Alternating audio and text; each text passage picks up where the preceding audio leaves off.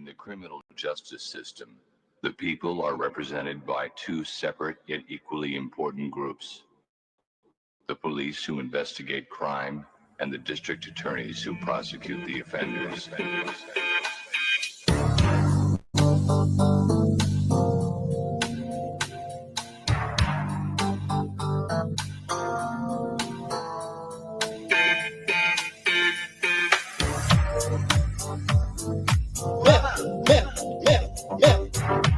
That's assault, man. That's assault, man.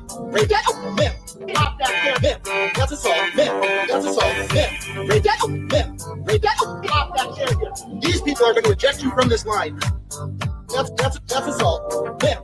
That's assault, man. You cannot touch me like that. Oh, I will be telling you exactly what happened. Break that up, man.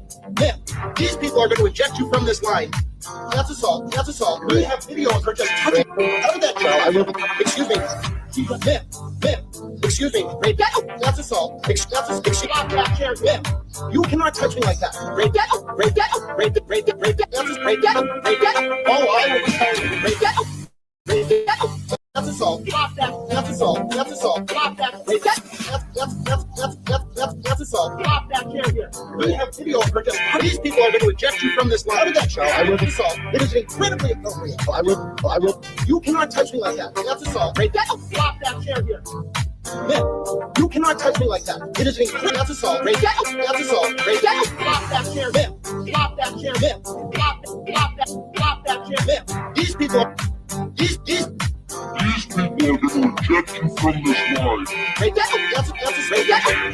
Break that up. That's assault. Break that up. Man. Break that up. Oh, I will. Man. That's assault. Oh, I will be telling you exactly what happened. Pop that chair here. That's assault. Break that up.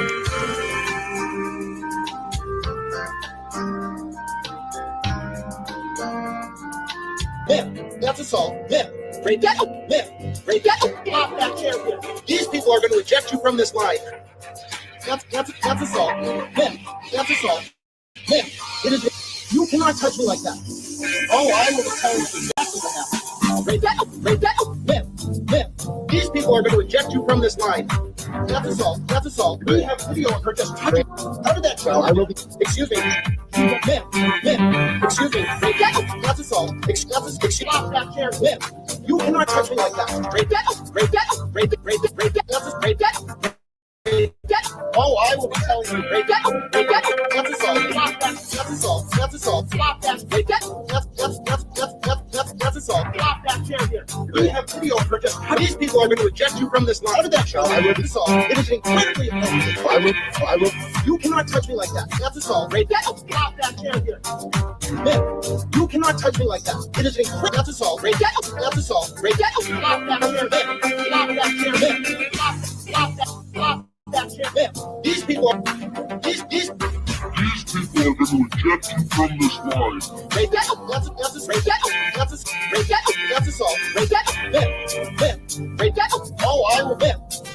That's assault. Oh, I will. That's assault. That's assault.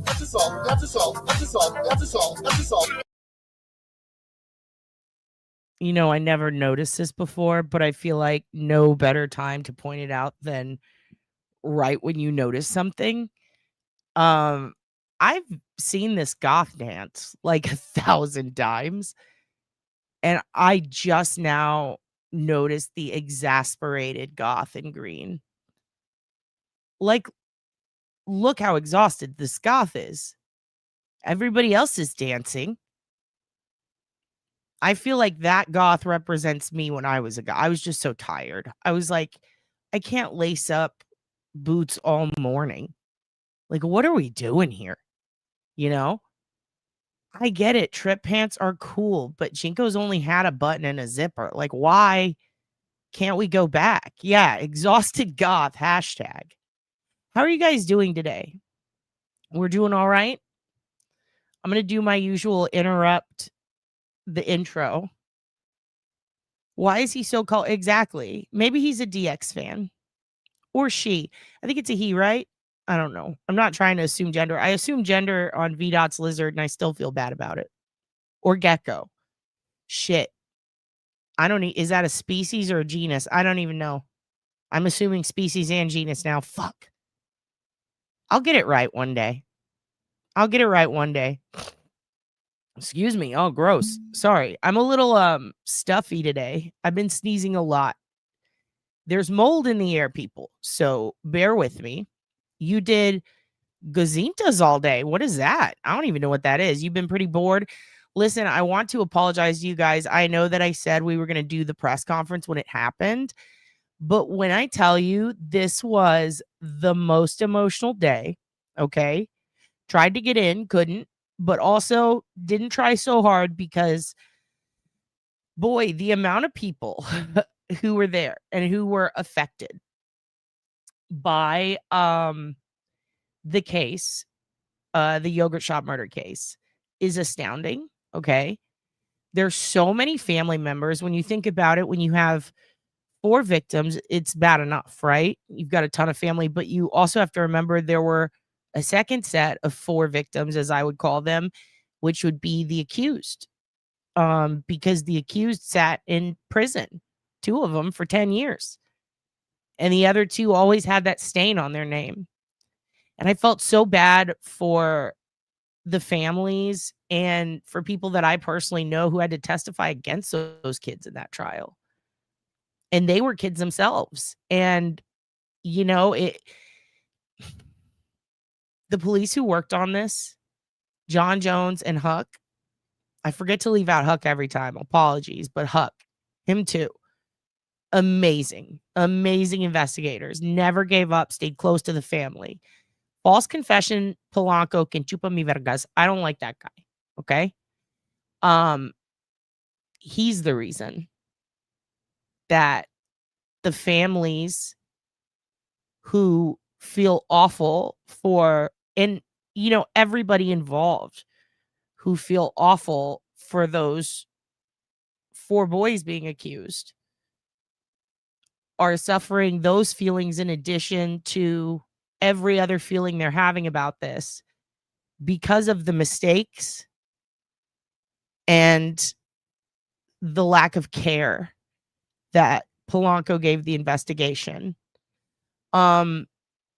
Curious how many people in chat, because I feel like I can give a summary that's respectful, but also giving you some information if you don't know it.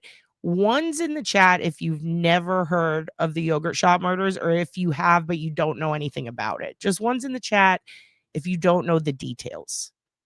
You know, I know a lot of you guys watch a documentary. I know a lot of you have been following the case for years.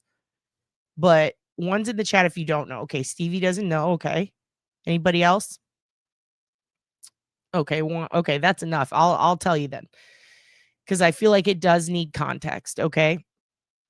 So the yogurt shop murders, let me make myself big for this. Hello, Zesty K. Nice to see you. Amy Boyd, nice to see you. Everybody here. Okie dokie is here. Oh, let me get rid of that little goth. Okay. I'm not a pro, says EB. It's okay. Nobody is. Okay. So in 1991, in December, okay, and Christmas in Texas is often kind of warm. You know, it is. It really is kind of warm. I look very blurry. What's going on? In 1991, in December, a few weeks after, I don't know if you guys remember when we were talking about Kenneth Duff, we were talking about Colleen Reed and how she was one of the victims. And I always thought it had to be a serial killer, right? Because of the paraphilia and a lot of the information around the crime scene, but we'll get to that.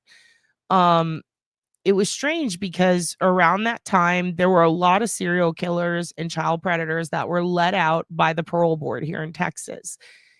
The reason is because the prisons were overcrowded and they were letting out 75, I believe, a week inmates. And they were starting at the bottom and working their way up to the worst crimes. And even after, like, they had to let out 75 a week minimum. I think at one point they were trying to let out 1,000 a month at some point.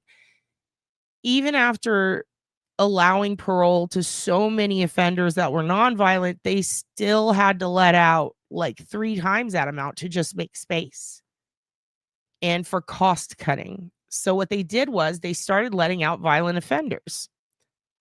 And when they did that, Texas had a massive, I would even say bulk amount of cases popping up involving children and women that were of a psychotic, sadistic, sexual nature. A lot of very graphic, brutal murders and horrific kidnappings.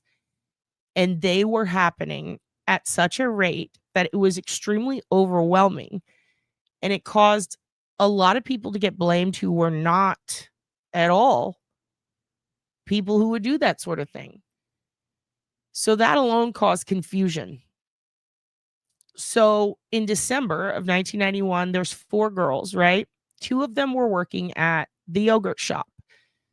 We went through it on my channel. We did a drive, I hate saying drive by, but we did a drive by of the scene, and I showed you guys the memorial plaque and where the mall was. So what had happened was, there were 2 girls. They were teen girls. Okay. They're working at the yogurt shop. They're in high school. It's the evening. It's getting dark. And it's time to close. All right. It's time to close. And I think it was like a game night. Something was going on that night with the school. The high school is right up the road, just a few blocks away.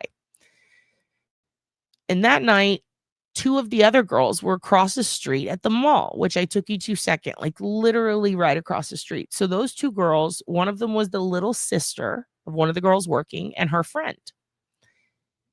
And they come, walk across the street, enter the yogurt shop, and they decide we're going to get some pizza next door. There was a pizza place next door. There was a party shop and a pizza place. So they go over, they get some pizza. They walk back into the yogurt shop, and the 2 older girls say, just sit in the back, sit in the office. You guys can eat your pizza while we clean up. So they're doing that. Now, a couple of different people dropped by the yogurt shop that evening. Okay. There was a couple, and there were 2 or 3 different, they call them witnesses. They were people who came in, ordered their yogurt and stuff, and left, right? There were a couple of different reports of sightings of individuals that were in the shop at the time. One of them was thought to be a bit odd, okay? And because these girls are cleaning up, they're taking the chairs and they're turning them upside down and putting them on the tables, which if you've ever worked in service industry, that's the, hey, we're closing, gotta get the fuck out of here signal, So they're doing that. And there are 2 guys that are in the shop at the time. And they are sitting at a table and they're fiddling with the napkin dispenser. One of them ordered a soda. I don't remember if it was a Sprite or a Coca-Cola or Dr. Pepper, but it was a can of soda. And this couple that comes in sees them and notices that they're a bit off. There's something weird about these 2 guys, right? And they were forever thought of to be, these are the guys who did it, right? Because they were there in that booth, in that spot. It was right before closing. They were described as one being a bit older, one being a bit younger, wearing like military green style jacket. One of them the older one looking thicker, the younger one, looking a little bit thin, how they were a little disheveled. There was just something off. All right. There were also reports of, a weird car in the parking lot with a weird guy and the security guard who drove around the area noticing them. So a lot of different people were reported in this sighting of being there, okay? So while these 2 girls who work there are cleaning up for the night, one gentleman believed to be at that table asked if he could use the restroom. And they said, sure. And they think that what happened was this guy went into the restroom and either the girls forgot about it or as they were closing or before they were closing, like right before, this guy likely came from behind and attacked one of them. The way the scene ended up, though, is what's important. So that night, there is an officer named John Jones. He's the homicide detective, okay? And wonderful guy. He's driving through downtown with a film crew with him who were filming a documentary about the police and about ride-alongs, and they just happen to be there. So imagine it's like cops, right? You have a camera guy there. he gets a call on his radio saying there's a quadruple. Well, first it was there's a fire at the yogurt shop. Okay. So he's like, oh my God. So he just starts cruising up north. Like, we got to go. And he's talking to this film crew saying, like, that's weird. That's odd. And when he calls back, he finds out it's a homicide. So as he's pulling up, he finds out 4 homicides and they're young girls. And he's like, what the hell? And the fire trucks are all there and there's police there. The medical examiner is already about to pull up. All right. He gets out of the vehicle. The camera crew's still following him. He tells them, hold back. Just watch from a distance. Because this is weird. This has never happened before in Austin. Like, ever. To get 1 homicide on a chill night like that night was weird. To get 4 was absurd. So as he gets there, they walk into the front. The place is still smoldering. All right. It was actively on fire just moments before, but there was a sprinkler system that went off. Thank God. This is 1991. Okay. So, and it's December. It's cold outside. It's unusually cold for Texas. Usually it's hot.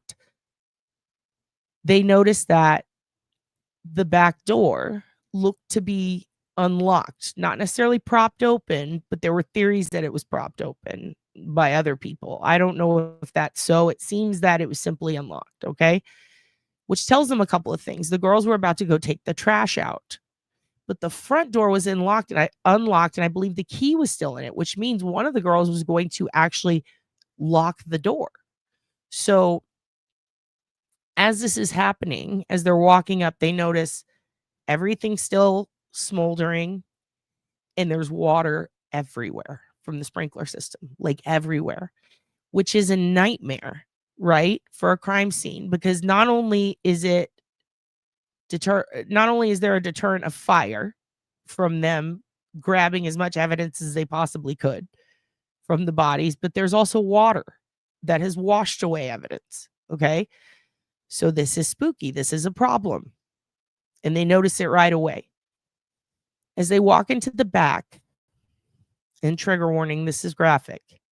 They walk into the back and 3 of the teen girls are stacked on top of each other. Okay. They're in various stages of nudity. Some of them they are tied up, and they are tied up with ligatures that are their own clothing. So think, underwear, socks, shoelaces, whatever you can get off of a person, using that to tie them up. So their own garments are used to tie them up. I believe one had a mouth gagged. I'm not entirely sure. I need to double check that again. But not only are they stacked on each other and there's ligature strangulation marks, but they have gunshot wounds to the head. The back of the head, which is like execution style. That's a problem. And not only that, but they are lit on fire once they are piled on top of each other. Okay. There's napkins and stuff from the wall where they keep all the napkins and all the paper products that are stacked on them. They threw that on there and they use that to light it. Okay. There was an argument a long time ago about accelerant. Was there accelerant used? For a while, people said yes, and some people said no. Okay. I would still like some clarity on that. One of the girls, the youngest, was Amy Ayers. Okay. The girls were Eliza Thomas, Jennifer Harbison, and Sarah Harbison, who were sisters. Eliza Thomas was one of the girls working. She was, I believe, one of the oldest girls. All right. And one of the Harbisons. And the younger Harbison and Amy Ayers were really good friends. They were like besties. Amy Ayers, the youngest, she's like, I want to say 12 or 13. She crawls away. She manages to crawl away from this pile, they believe. So she was likely still alive at some point when they were lit ablaze. Then she is shot in the back of the head. She had, and I believe also in the shoulder. I can't remember. It was either a shoulder or chest. Sorry, it's been a hell of a day. She has an ice cream scoop placed between her legs. She's sexually assaulted. Others are sexually assaulted. It is a horrific scene. Nothing like this has ever happened in Austin. Not to that degree. Not to that degradation of the victim. It was bad. So they get there and they notice a couple of things. First of all, the crime scene. A lot of water due to the sprinklers and the firemen coming in and having to put out the fire. The girls, badly burned. Badly burned. Some of them were said to be unidentifiable. The positioning. One of them clearly tried to crawl away, but it also, because of the location of the ice cream scoop, it looked almost posed, you know? The fact that they were stacked on each other, holy shit. But what was also disturbing is that there were 2 different guns used to shoot them, 2 different calibers. There was a .380 and I want to say a .22. So, and it might be, I think it was a .22. Anyway, there's 2 different guns used. There's 4 victims. They're all young girls. There was a sexual element to what was done to these girls. It happened in the evening at a public place. And you have to understand the foot traffic alone, in addition to the vehicle traffic in that area, was heavy. It was heavy. There were people who visited that place all the time. It was right across from, now it's something else, but at the time it was a dance hall. Then you have a very, very populated mall right across the street. So this was very brazen. There was a lot of paraphilia involved, i.e. something that we would say about a sexual predator or a serial killer, right? A disturbing positioning of the bodies, a disturbing crime scene, the sexual nature of it all. To me, immediately, and I've made this clear, I always thought serial killer for this one, simply because of that. Because a lot of people, also the store was robbed. The money was out of the register, had been opened, and it shows that a no sale was likely how it was opened, which tells you they were told to open it. And there's a can sitting there.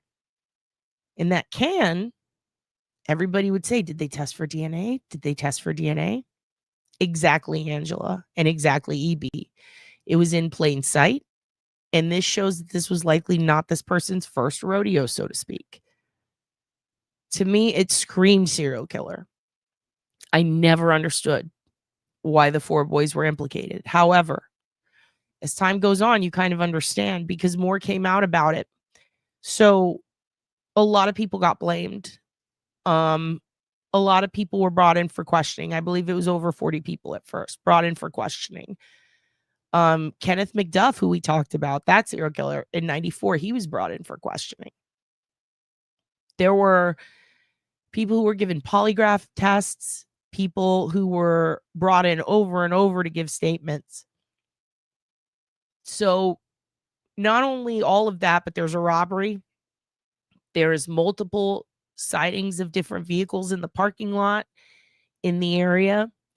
There was a witness who stated she saw McDuff nearby. There were also people that said that they saw the 4 boys who would eventually be blamed, or 2 of them. Then there was somebody else who said, no, it had to be the party shop guy next door who said he didn't hear anything. The guy who was working just on the other side of the wall said, didn't hear anything. Didn't hear anything crazy at all. No screams, nothing. So this was disturbing, obviously. About 10 years later, they arrest 4 boys who would have been high school students at the time.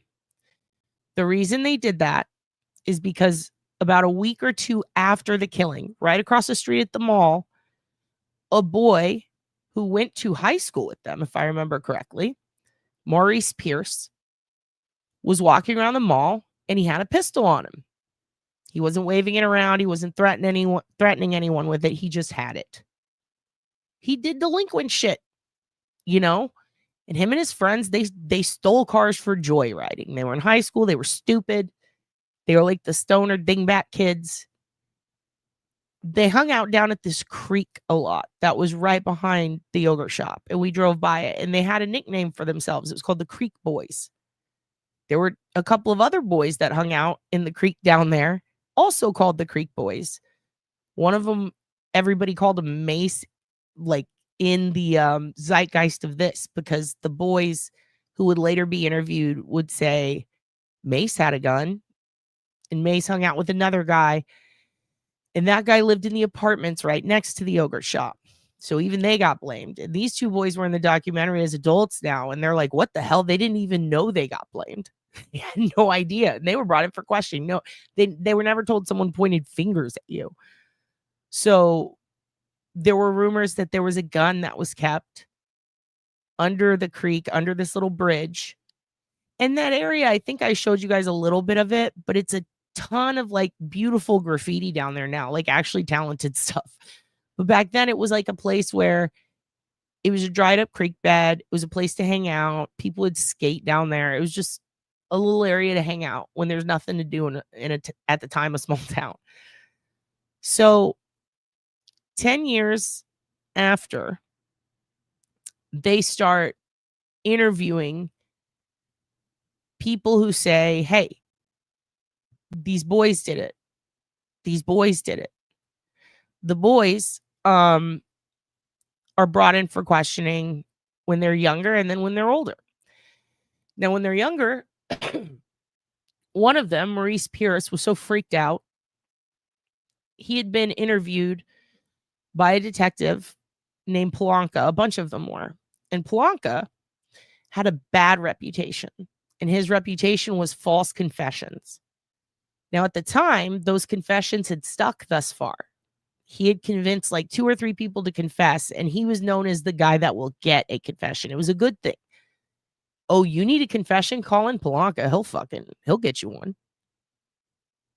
So after 8 hours at one point, I think someone else said 16, like insane amounts of hours of interviewing these young men, these teens at the time.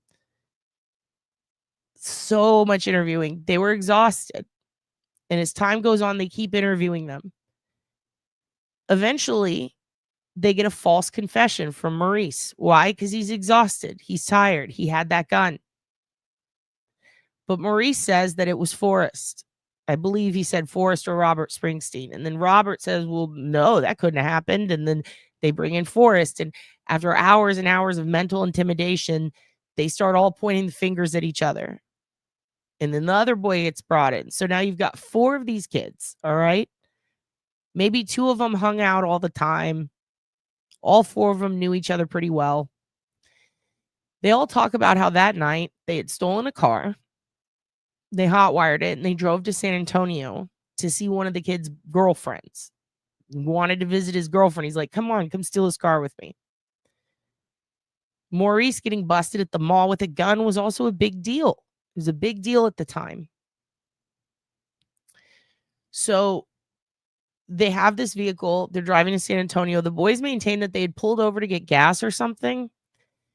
And when they did that, they grabbed a paper because literally the yogurt shop murders had just happened and it was in the paper. Now, I always thought that was kind of weird because I was like, then it couldn't have been that night because it makes no sense. How would they put it to press and have it ready right away? So it's pretty obvious that he was thinking of a short time later, right? But it didn't seem like the interviewer cared.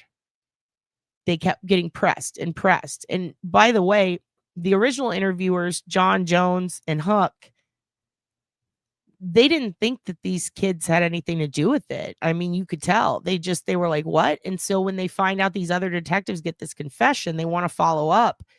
And right away, John Jones is like, there's something wrong here. This isn't right because they said something different to you than they told us in these statements. Like all these statements don't make sense. And this would have been impossible on this date. But the new investigators didn't care. The ones who came after them, they didn't care at all. They were like, we got confessions. Who gives a fuck? Polanka got one. Good for him. And John Jones makes it clear in the documentary that he's not sure about that. It's kind of weird. So these boys, after false confessing, there's no murder weapon. They don't have the gun. They're not able. Yeah, the stories didn't even match any of the evidence. There was no evidence against these boys other than statements. But the police don't care. Now, here's two things that you need to know. Number one of the boys denied it all the way. And number two, the one who started it, Maurice, denied it. He denied his involvement. It reminds me so much of the West Memphis 3 because one boy implicated all of them. And then over time, the story grew and changed. And then they end up all in jail. But in the end, they still maintain their innocence. So imagine 10 years after this crime happens, okay, all four of them end up getting called murderers. Two of them end up not going to prison for it. I believe it was like a dismissal or something. There wasn't a strong enough case against them, but the other two, the two that oddly did not confess to begin with, end up in prison. One of them on their way to death row. They said, we're going to get the death penalty. These monsters did this. So they hit the Court of Appeals. Okay. So a decade later, they announced on TV, these four boys did it, but two of them are going to prison for it.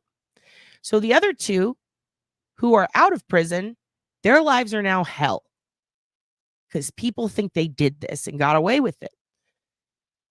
They were told explicitly by lawyers, like, don't stay in Texas. If you stay in Texas, they will track you down and they will kill you. Like the police, they're going to make your life a living hell. One of them, I believe, got out of town. The other one, Maurice, stuck around. He ends up getting chased by police another 10 years later. So about 20 years later, I want to say 2010 or 2012, he gets chased by police. He's running from the police. They catch up to him. They tackle him. He stabs a cop in the throat. And the cop ends up, I believe he ended up getting shot. So Maurice is dead now. All right, he's dead. And because of the fact that he had a knife, people are like, oh, you must have got the right guy then. Like people actually thought that. But here's the problem. The Court of Appeals said this is a false confession. And not only that, like there was no due process because the two boys who ended up going to prison had accused each other in the end. And you have a right to face your accuser. And because neither of them got to face their accuser in court, the case was thrown out and they were freed. Immediately, one of them, Robert, moves to West Virginia with his dad. He's told, like, you do not want to be in Texas. The other one, Forrest, also moves. They are like, no, we don't want to be in Austin. Like, this is bad. They are pissed off that they spent a decade in prison for this. They're terrified. But now we're back at square one. And yet Rosemary Lindbergh, the DA at the time, who had to let them out, gave a press conference. And in that press conference, she said, you know, even though they appealed it, we're going to seek a conviction again. We're going to bring charges again. You better believe it. Oddly, while also letting everyone know, hey, by the way, DNA tests came back finally. And it didn't match any of the boys. So that's where we're at with that. So now you've got DNA. Well, what kind of DNA, Rosemary? Well, it turns out the vaginal swabs from the girls showed 2 YSTR samples. So they're not full samples. They're basically the male side, right? Now, what they know, and they DNA tested a shitload of people. What they know is that one of the DNA tests came back to one of the girls' boyfriends. I believe, I can't remember if it was Jennifer or Eliza, but one of the girls' boyfriends who she saw right before work. But the other was unknown. It was an unknown DNA profile. That's shocking. Her boyfriend didn't do it. had a strong alibi and he wasn't there. And obviously they had, messed around or something before work. Fair enough. But the other one, they couldn't figure out who this person was. And it didn't match any of the 4 boys that spent a decade in prison. So at this point, the DA, while still saying we're going to try to seek a conviction, states maybe there's a 5th boy, a 5th friend of theirs that we didn't know about who's there. So they're not only refusing to deal with reality, but they're adding a possibility. Maybe it was another one of their friends that was there. Jesus, let it go, girl. So that's where we were left. The families are furious because the families think you just let out murderers. But some of the other families thought, we want you to get the right person. How did you do this? How could you do this to someone? And now there's that guilt. So it was tragic all around. And there was a lot hidden on this case. But the original investigators, Huck and Jones, refused to give up. Jones infamously wore the ugliest shirt you've ever seen the night of the murders when he shows up. It's a lime green striped shirt. I always called it the yellow shirt. I don't know why. I think I'm colorblind. There's something. I've had a lot of head injuries. I don't know what to tell you. But it's a green and white, ugly ass yellow striped shirt, like a very 80s shirt. He's wearing it in 91. He shows up in that. And he always swore to the families, he said, I'm keeping this shirt because the day we catch the guys, I'm going to wear that again. All right. So that's just a little side lore. That was always kind of a hope of mine is, God, I want him to wear that shirt again, because that means they'll get the kids, right? They'll get the people who did this, or the guys, I should say, whoever did it. I always presumed it was more than one person, right? Because there's 2 weapons used. Fast forward to now, this documentary comes out. When this documentary comes out, it gets people talking again.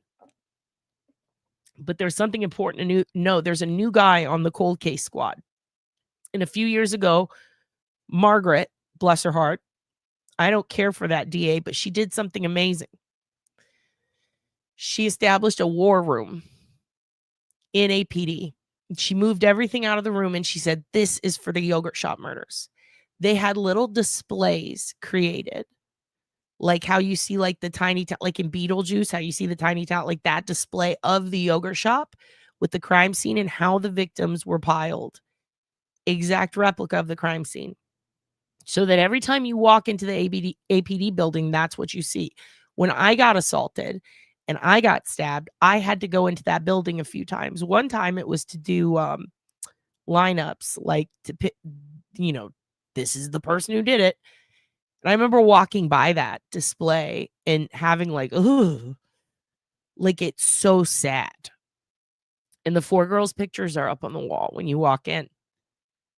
It was just so sad and so creepy. That room by there is where they made it the war room. And in that room, they took all the evidence from all those years ago. It would have been 34 years ago now. And they put it all in that room. And they said, all the evidence is in here. Every case file, every interview. If you're working on this case, this is the room to do it. We need to organize this and we need to see what we can rerun. What can we do with today's modern technology? And we now found out today at a press conference, and 3 days ago when they announced it, a couple of new things, didn't we? A couple of new things that were shocking. We know that there was a bullet casing found at the crime scene that was down in a drain. And that bullet casing has striations on it. And in 91, the bullet, or the, how should I put this? Firearm forensic technology and bullet technology, the way that they can tell if a gun has been shot, how many rounds, chamber, just like the Richard Allen case, like there's a lot of complexities there, right? But the way that they tested it all and how they handled that type of evidence and the database that was established was still growing, just like CODIS. So when they run it across this database, this bullet casing, at the time, they didn't get any hits. What's interesting is it turns out a lot of the bullet forensics, the ballistics, will fall off over time out of the system. Now, I didn't even fucking know that. It was amazing. I was like, what? What does that mean? Well, as they're growing this database, it's kind of like how name is. It's up to these departments to take part in a lot of stuff, right? So it's really up to a department to decide whether they're going to enter something into a database or put it into an archive, whether it's, ballistics or to cross-reference it with other cases, whether it's ballistics, blood, all sorts of things, specific items found at crime scenes. So what they did recently is the new cold case detective, who's aware of all these technologies, said, let's take advantage of this. Let's not only rerun the bullet casings, but let's call all these departments, every single one in the US, and let's say, hey, can you rerun this through your system and see if it matches anyone? This bullet casing, the ballistics? And they said, sure. And one in South Carolina did. And they got a hit. And the hit came to a gun that was used. Actually, no, it was Kentucky. Sorry, it was in Kentucky. The hit came to a bullet used in a crime, but they didn't have the name of the predator, the perpetrator who did it. They just had a matching bullet casing in Kentucky, which is, I didn't even know that till today. Then they say, well, let's rerun the DNA. They do IgG. And what's interesting is they watched CeCe Moore and Paul Holes on the Joseph James D'Angelo Golden State Killer shit. And they're like, can we do that? Can we? Now, this is after there was a false hit through a university in Florida's database that they thought was an FBI guy. And after they reran the profile, nothing. So they take this degraded profile, right, from a vaginal swab. The DA, and this is what blew my mind. This is new info I'm letting you in on. The DA, do you remember the lady DA? I believe she was from Sacramento in California, who helped with the Joseph James D'Angelo case. She gets a call from the DA and the cold case investigator here saying, hey, we saw what you did. Can you help us with the yogurt shop case? Not only did that woman say yes, but that whole department picked up, flew to Austin, and joined them in the war room to help them organize, sort, and figure out what can be used. Then they sent it off to a woman who works in all of these technologies, like across the board, a lot of different archives from DNA to ballistic forensics out of Kentucky, but also Miss CeCe Moore. And so when they rerun it, they get more markers on the DNA. So remember, there's like 9 to 11 is strong, but more than that is amazing. They get so many markers from this DNA that it is a very viable sample. And they say, great, now let's do IgG on it. CeCe Moore had already done IgG for the Tina Zatricki case, right? Or let's just call her Zatricki. For the Zatricki case in Greensboro, South Carolina. And she had done it for the Scherer case, Megan and Sherry Scherer, which is out of Kennett, Missouri, if I remember. I'm sorry, I'm doing this off the top of my head. So when that happens, they go, oh, holy guacamole, Batman. This is amazing. This profile matches the one out of South Carolina. So you have a bullet from Kentucky, okay? And then you have a profile in South Carolina from DNA. But the great part is, in 2018, that hit came back to a man named Robert Brashears for those 3 cases. And CeCe Moore had already done IgG on it to catch them. So when they run this DNA through CODIS, it matches the South Carolina one, thus meaning it is Robert Brashears. So unfortunately, this man died. He killed himself in a motel room standoff. We talked about that in the last episode. What's crazy is that the gun he used to kill himself That's the exact one where the ballistics, the bullet casing, matched the yogurt shop murders as well. So not only did he use this gun in Kentucky and it matched, but he also used it to kill himself. But it gets crazier. And this is the part, I got goosebumps today when I heard this. And yes, I spoiled it for myself. I watched some of the press conference, not all of it. I knew I was going to cry, and I did, like a little baby. And I did not want to do that in front of you guys, but we are going to rewatch it. So what blew my mind is that a lot of people were saying, was he ever even in Texas? Because we all thought he wasn't. He was in a lot of different states. I didn't even know Kentucky till today. So we know that there was Florida, Tennessee, Arkansas, Alabama, Missouri, South Carolina. But it turns out also Kentucky. Did I say that already? And also now Texas and Louisiana. But what's really crazy to me is around the time of the yogurt shop murders, we'll get to that. So right after this happens, he's driving through Las Cruces, New Mexico. For those of you who don't know where that is, if you're going west in Texas, right after you leave Texas, you are in Las Cruces. So he had to have been leaving Texas because there's a border patrol checkpoint.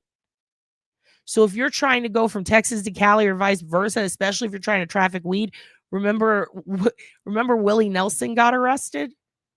Do you remember that? That was there, that checkpoint for weed. So did Fiona Apple. Okay, so you don't drive through there with weed. All right, you just don't. So Brashears had gotten stopped at that checkpoint around that time. And he had a .380 caliber weapon on him. Same one used in the yogurt shop murders. But instead of pinning him for it, especially because of ballistics back then, but still weird, they take his gun from him. All right. They end up mailing it back to his father. So that tells us a couple of things. He's been in Texas around that time, without a doubt, but also New Mexico. And also, what's interesting is a lot of people used to say that the Las Cruces bowling alley murders were very similar to the yogurt shop.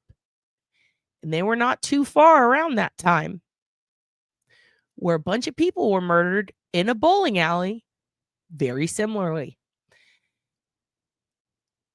When I heard Las Cruces today, I went, oh shit. I do 100% think that they need, and I'm sure they need to look at this guy for the Las Cruces bowling alley murders. Definitely, considering he's been there.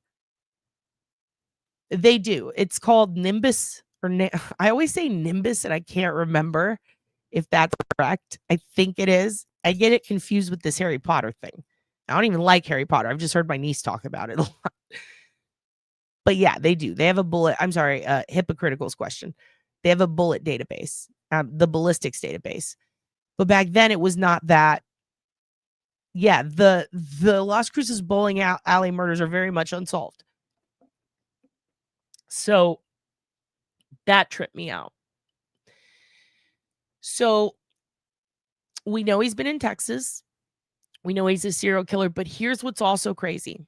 When he was in that motel, he was in a standoff. He had his 7-year-old child, his 2 adopted kids, his wife there. He's under the bed. The police see him. They're like, we see you. He lets the hostages go, his family, and they convince him after a 4-hour standoff to give them his weapon. He does. He slides it to them. They now enter to arrest him, pulls out a second gun and blows his brains out. That's a problem. At another crime scene, he had 2 weapons on him, 2 guns.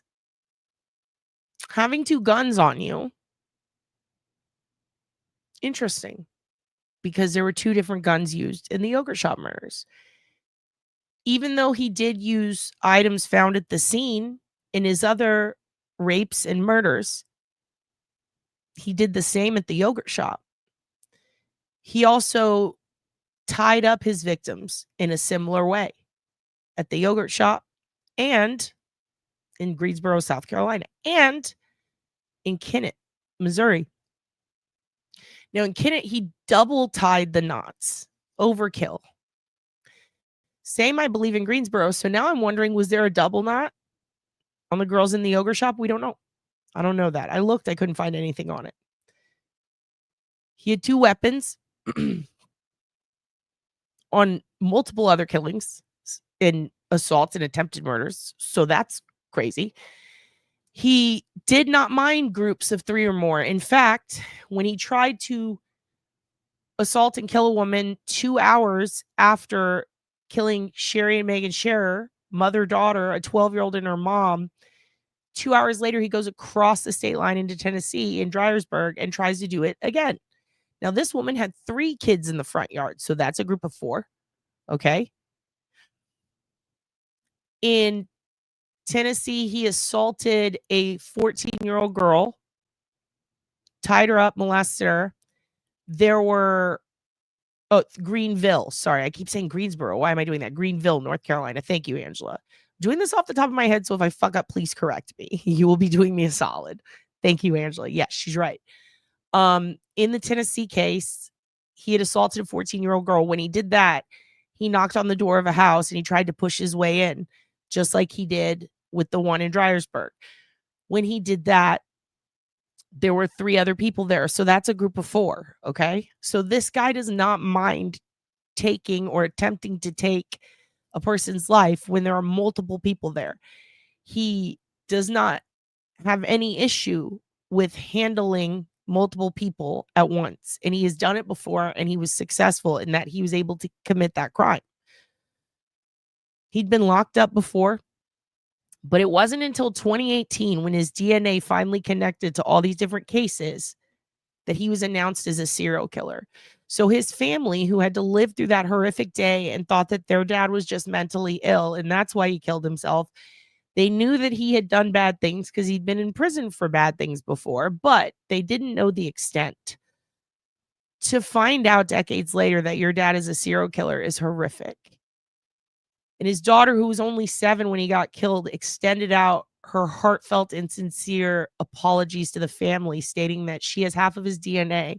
He would have never apologized, but because she is half him, she wants to take it upon herself to say she's sorry on behalf of her father.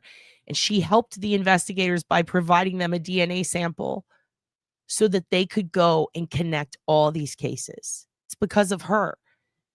And then to make sure it was extra clear, in 2018, they exhumed his body and they got a full perfect match to all these other crimes. Oddly, it was right around that time they had found out that they could rerun the yogurt shop murder DNA. So when that hit back to a serial killer that had never been in or around Texas, but was known, there's episodes of shows, there's a Bloodline Detectives on him with Nancy Grace. Cece Moore gave a conference we watched the other day. That was old. That was all about how she ended up connecting him to these other cases. But to find out he was involved in yogurt shop murders was shocking. But it does a few things. Number one, to me, it exonerates the boys. Even though one has passed away, it gives them their life back and their innocence. Even though they can never really have it back, it gives them that. It gives comfort to the families to finally know the truth, and they'll tell you about that in the press conference. And it gives John Jones the opportunity to wear his ugly shirt again, which he did. So in Kentucky, there was an unnamed profile to the ballistics. That was interesting. Another thing we found out today that was insane that nobody knew was that there were fingernail scrapings taken from Amy Ayers, the youngest victim who had tried to crawl away. Those scrapings also matched Brashear's. So if there's any doubt about him doing this, we have an internal vaginal swab that the DNA matched him. A profile that was, I think they said, what was it, like 2 million or 20 million, 2 billion to 1. It was insane. They have fingernail scrapings that match him from the youngest victim, which tells us also that she fought back, which we never knew. And then the ballistics match from the bullet casing in the fucking drained. The striations match his exact bullets and weapon that were used to kill himself. And a case in Kentucky. And the gun that was picked up at the border of Las Cruces, New Mexico. So that's a lot. To have 3 matching is amazing. But to be able to finally tell the family and the world that this little girl fought back. And what got me emotional was the brother of Amy, who you'll hear talk, and the dad always said, Amy's going to be the one to solve her own case. And they never said why. And I did always wonder, like, was there some DNA we didn't know about? Did Amy scratch him? To find out not only, yes, did she, but it matched perfectly. That seals the deal.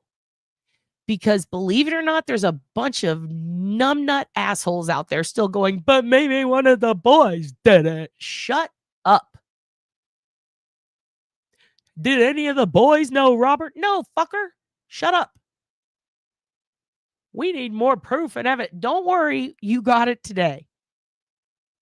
People don't want to admit when they're wrong. There were people who blamed the owners of the yogurt shop who weren't even in town.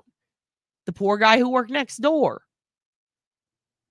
People really got bold with this one in the accusations.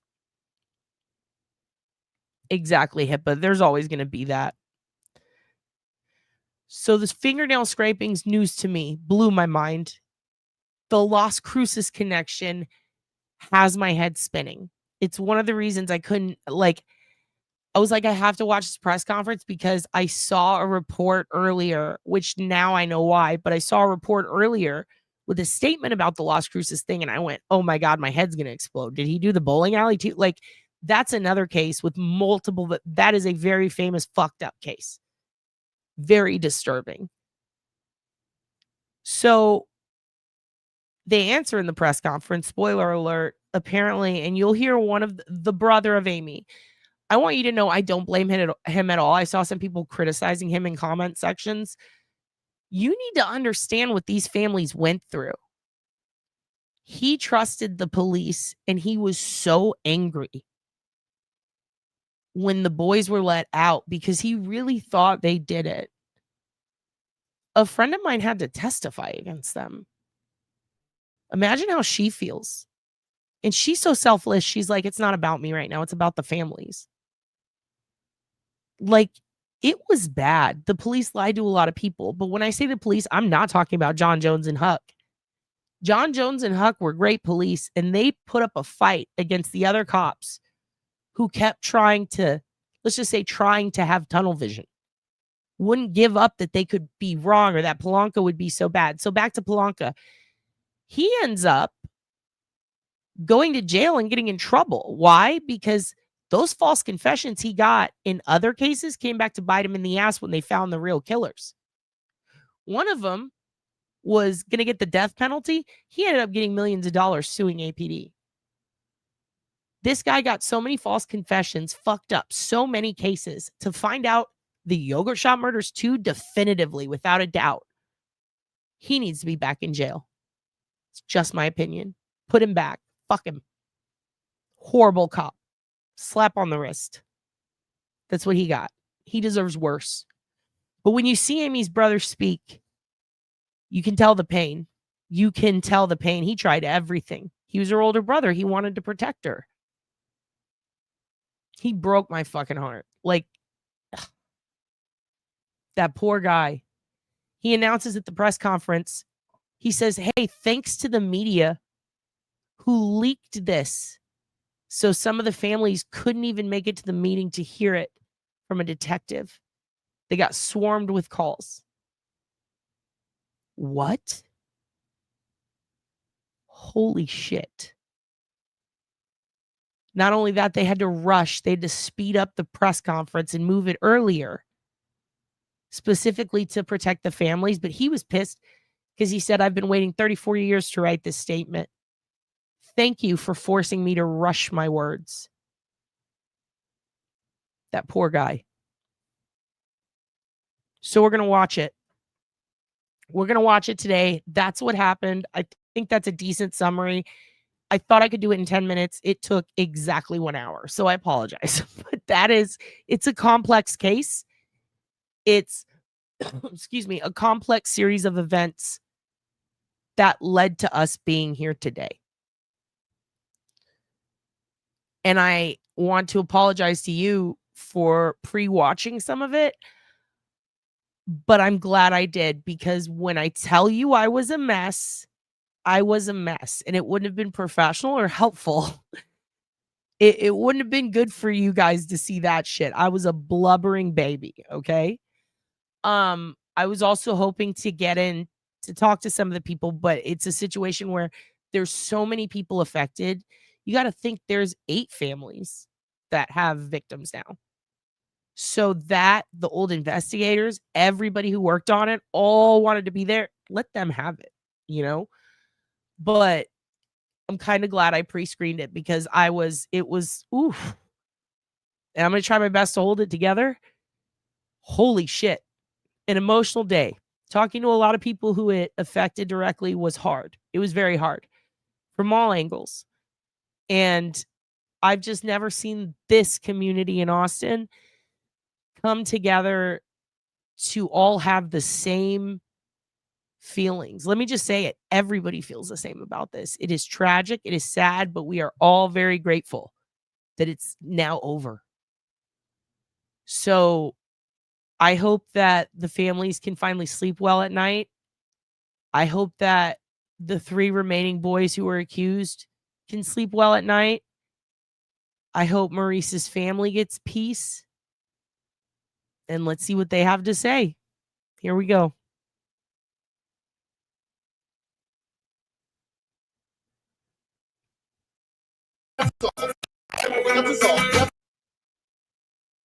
Ah, dang it. Well, let's. There we go. There we go. That's a song. That's a song. That's a song. That's a song. That's a song. Oh, I will be telling you. That's a song. That's a song. That's a song. That's a song. That's a song. That's a song. That's a song. That's a song. Oh, I will be telling you exactly about. Drop that character. That's a song. Read that.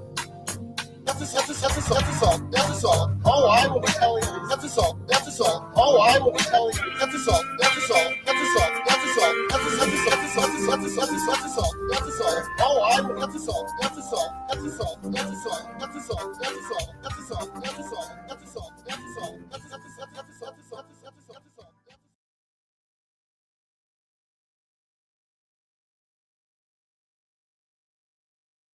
All right, here we go. And I want to let you guys know, I'm not going to pause it a ton. I'm going to immediately pause it now, though, to tell you guys a few things. First of all, you're going to see people from the documentary in here. Okay. Yes, Sonora Thomas is here, the little sister of Eliza. Get your tissues out. Get your tissues out. The mother of Jennifer and Sarah is here. I have been waiting to hear Jennifer and Sarah's mom talk for a long time, in addition to seeing John Jones in his shirt, to seeing if Huck has anything to say. Again, I only watched half of it, but I will pause here and there to explain to you who some of these people are for those of you who have not seen the documentary yet. So let's go. Right there, there's Jennifer and Sarah's mama. Right there is Amy Ear's brother and his brother's wife. By the way, this woman right here, hero, Queen Bey, Osint goddess. Her and the Ayers family are horse people, and I don't mean that like centaurs. I mean they're into horses, they're into livestock, they're into barrel racing. They have a farm. These are real salt of the earth fucking farming people. All right. She raises horses. They ride them. That was his little sister's favorite thing. Okay. So when she married him, his dad, Amy's dad, said, "Oh my God, she's just like Amy. Like, she's super into horses. She's super bright." Her right there, that beautiful ginger woman. Guess what she did? She runs this pharmacy. She runs a horse situation, like a sanctuary or riding thing. But she also contacted the police because she was so pissed that there was no communication between them and the family for like 2 decades. She's like, how can that be? You mean they don't meet with you every year? They're supposed to. Well, they haven't told you anything. Well, what happened? Did they rerun the DNA? She became a true crime nerd. And she immediately called them and demanded a meeting. Like, imagine he brings his wife home to the family, and she's like, we're going to solve this case, guys. And they're burnt out. They're like, oh, it's been years of torture. And she's like, I'm not giving up. She's a spitfire, dude. She got a whole bunch of people, a private investigator in Dallas, and all these true crime nerds together, and brought him to sit down with them in a circle and was like, let's talk about what we can do. What can we do to solve this case? Like, I truly believe she also had a hand in putting a fire under people's ass. And she didn't even know them at the time. Amazing woman. And there's the dad, the mama. This is Sonora. She's a psychiatrist, I believe now, therapist. Works in grief counseling, I think, and she is the little sister of Eliza Thomas, and their mother has since passed. So some of these people, some of the victims, their family couldn't make it because it's been that. Good morning, everyone. Thank you to all of you that are here with us today this morning. I'm Austin Mayor Kirk Watson, and please let's begin today with a moment of silence for Amy, Jennifer, Sarah, and Eliza, and for their dear families.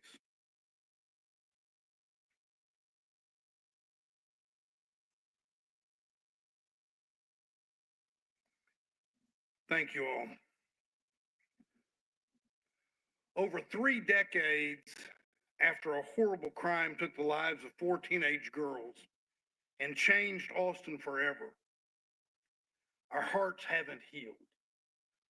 They're still broken for the precious girls we lost.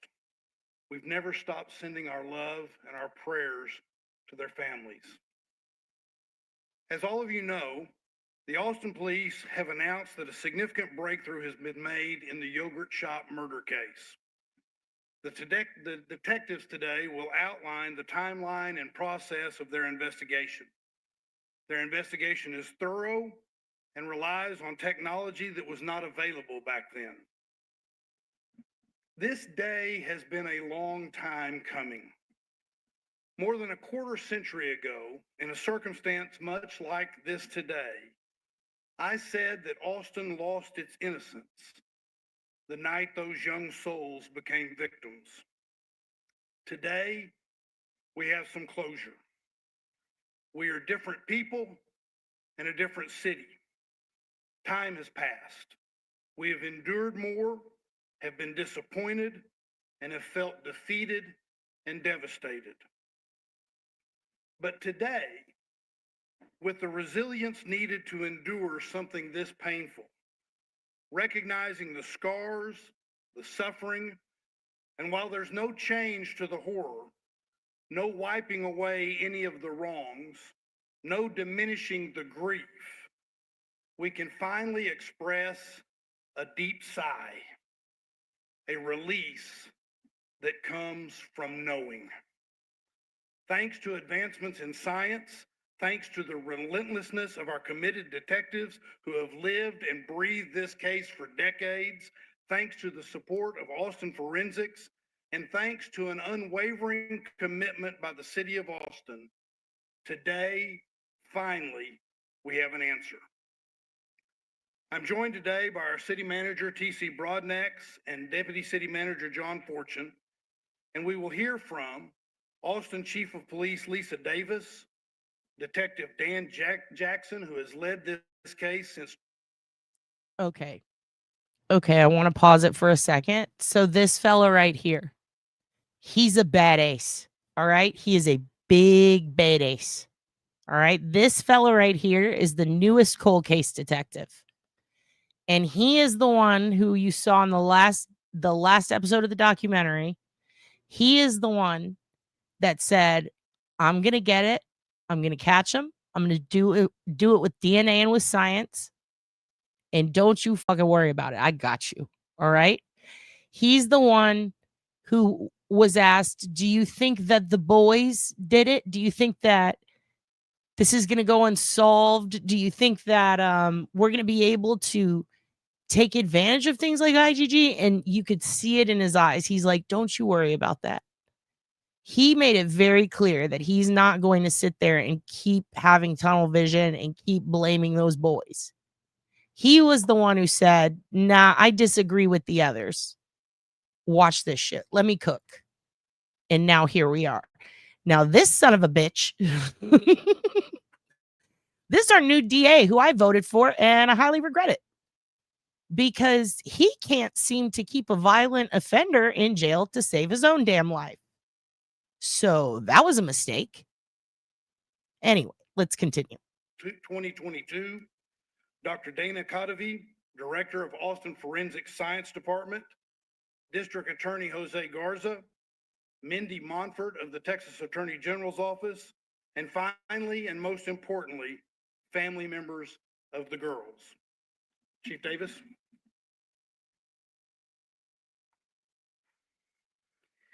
Thank you, Mayor Watson.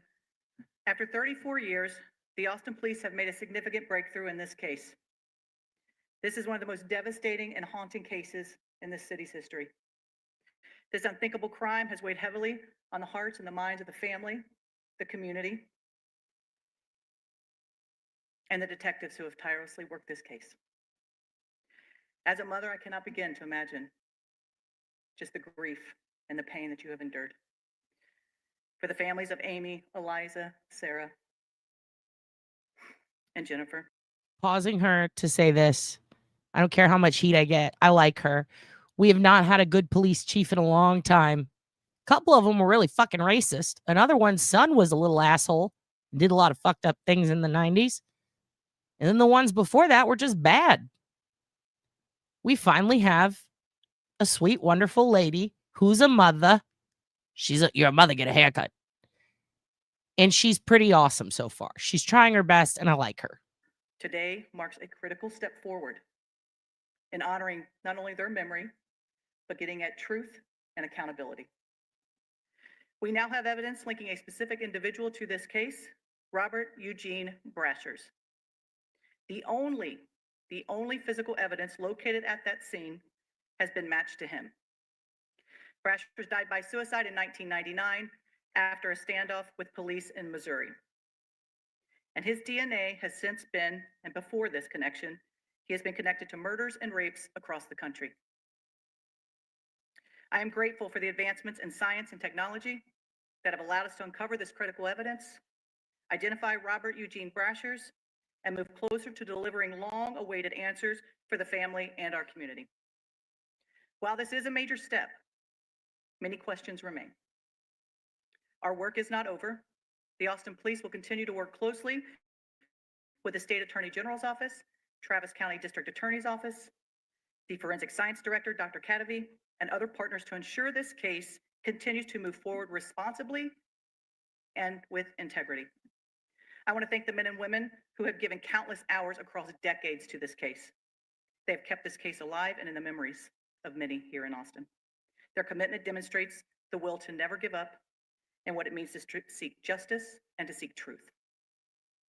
And their work will have a ripple effect across this country when they assist with other investigations. At this time, I'd like to introduce Detective Dan Jackson, the lead investigator of this case. Dan, as the mayor said, started this case in 2022, and we are here today because of the work Dan has done on this case. Dan will now walk us through a timeline on the investigation. Thank you. Dan. Good morning, everyone. My name is. Let me just say this. Dan is the man. All right. Dan is the man. Love you, Dan. Wish you had worked on my case. You fucking rule. Daniel Jackson. I'm the lead detective, like she said, and I've been on the case since 2022. Before we get started, this case wouldn't be where it is today if there wasn't some recognition to everyone who helped me from different agencies across the country. So when I name you, if you wouldn't mind standing up so everyone could appreciate the work you've done over the last few years. But first, I'd like to thank the Texas Attorney General's Office Cold Case Unit, the Texas Rangers, DPS. Y'all can stand. DNA Labs International, Signature Science, and our case management staff at our forensic division, the ATF, Missouri State Police, the Greenville, South Carolina Police Department, the Kentucky Police Department that I can't name specifically because they're still working on their case, but which we'll get into later. Steve. Pausing it for 1 second. I promise I won't pause it as much after this, but that moment right there tripped me out. Oh, Dan, why not? Okay. So the Kentucky case that he's talking about, that's the case that got the first match. And remember, it was unknown. They didn't know who the guy was, but it was a ballistics match. I didn't see what he says about this. Very interested, because there's about 3 or 4 Kentucky cases that this could be. That match a lot of the things in the Greensboro case, in the first Florida case in 85, in the Kennett case, and in his attempt in Dryersburg. So, holy shit, I'm very curious which one it is. Likely would have been late 80s, early 90s. I think it's going to be one from the early 90s to mid 90s, 91 and 95. I'll explain that on the next live. We're going to look at some potentials.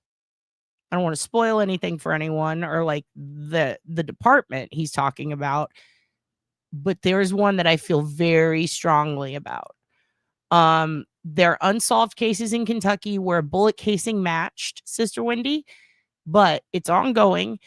And now that they know that bullet casing came back to Brashears, they can basically connect that Kentucky case to him, but they have to work on the other crime scene forensics. And I believe they're waiting on a full DNA profile so that they can also connect it through that and announce success.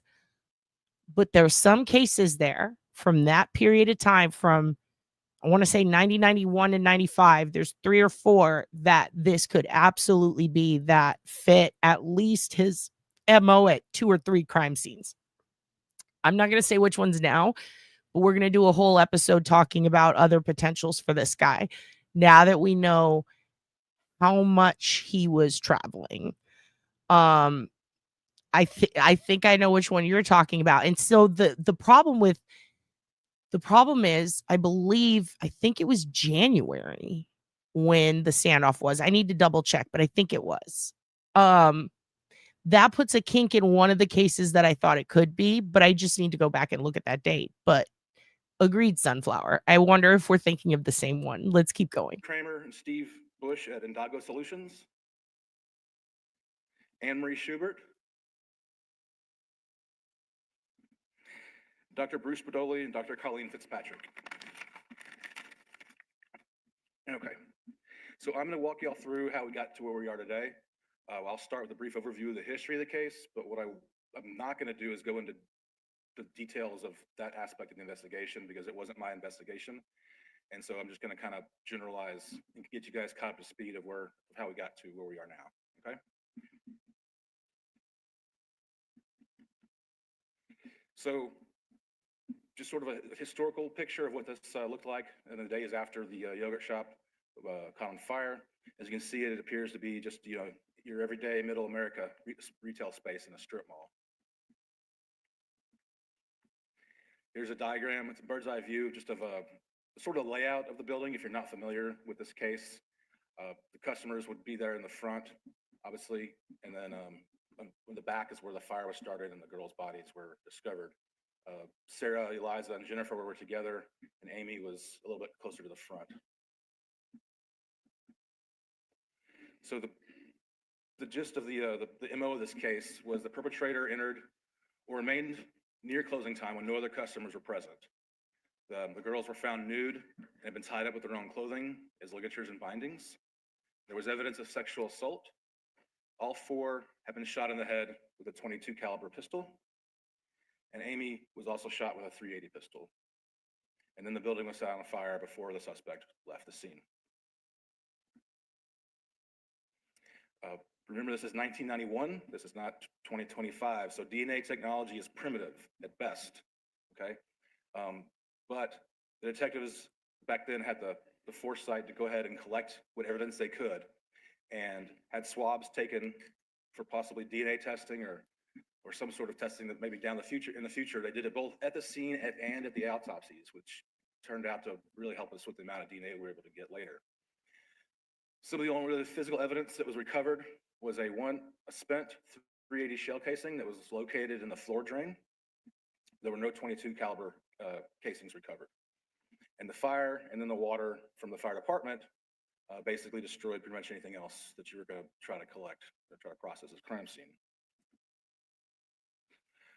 Back then, they got thousands and thousands of tips that came in, a lot of quote confessions from different people, but it led to nowhere and no arrests were ever made. There was one confession from a juvenile named Maurice Pierce. 8 days after the murders, Pierce was at North Cross Mall, which is down the street from the yogurt shop, and he's with his friend named Forrest Wellburn. He was carrying a .22 pistol in his waistband.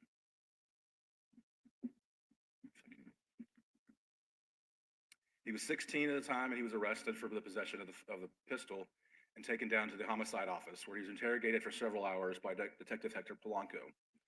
At the end of it, he confessed, and the next morning he spoke to the lead detective, Detective John Jones, as well. I'm not going to go into the details too much here, but basically, Pierce confessed that he had lent the .22 to his friend Forrest, and Forrest claimed that he had killed the girls. When Forrest Wellburn was questioned, he mentioned that his two other friends, Robert Springsteen and Michael Scott, along with Pierce, had all gone to San Antonio the night after. Back then, the police interviewed all four, and they were eliminated as suspects. The ballistics on the .22, to see if it would try to match it with the fragments from the murder scene, were inconclusive at best.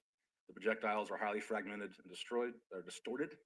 I can tell you that is not an issue that has been overcome since with new technology. I had them looked at just a couple months ago, and still the ballistics expert was like, there's not much we can do because they're so fragile. Okay, pausing for a second, because I want to say this is why you always keep your notes in front of you. It was Forrest who had the gun. The gun, I believe, belonged to Maurice Pierce. So, good clarification. Just want to point that out. So then the case stalls over the next 5 years or so. The personnel gets scaled back. They had several task forces come and go. But in 1999, the new task force revisited this Maurice Pierce confession. And they go ahead and interrogate 4 subjects, the 4 from that had been originally interviewed back in 91 or early 92.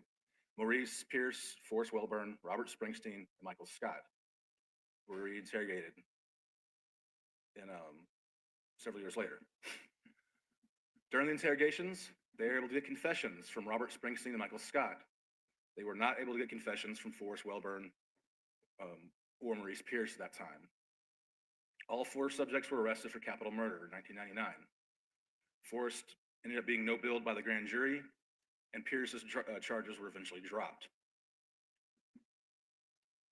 Michael Scott and Robert Springsteen were put on trial separately. Both were found guilty, pretty much based on each other's confessions and implicating each other. Michael Scott received life without parole, and Robert Springsteen received the death penalty. There was never any physical evidence linking them to the yogurt shop. Of course, they go through the appeals process like any other murder trial. While they're on appeal, or while they're appealing their conviction, a landmark Supreme Court case comes out called Crawford v. Washington. It reformulated what hearsay statements can be admitted in criminal cases under the 6th Amendment. Basically, you can't use someone else's written or videotaped confession against somebody else if they themselves are not taking the stand. You can't cross-examine a video. You can't cross-examine a written statement. So this is interesting because prior to the documentary, I always wondered, and I probably could have like gone deeper into looking it up, but I always wondered how the 6th Amendment got them released necessarily, because I did think that they were tried basically not together, but I thought that one of them was rejecting wanting to be there. And it kind of blew my mind a little bit during the documentary. I'm glad they were released, but I remember thinking, like, what's to stop someone, right, from just refusing to go to trial so that they can get released later? Obviously, I think what stands between that is the inability, or between that and basic that happening is the inability to tell the future. So that was my dingbat moment. But I do have to say, I love that he is owning up to the process. I feel like, even though it doesn't sound like an apology, it is. It doesn't sound like an excuse either, because this is very embarrassing for APD as a whole. But he named Polanco. He named him. He's owning up to it. He's explaining the exact process of what happened.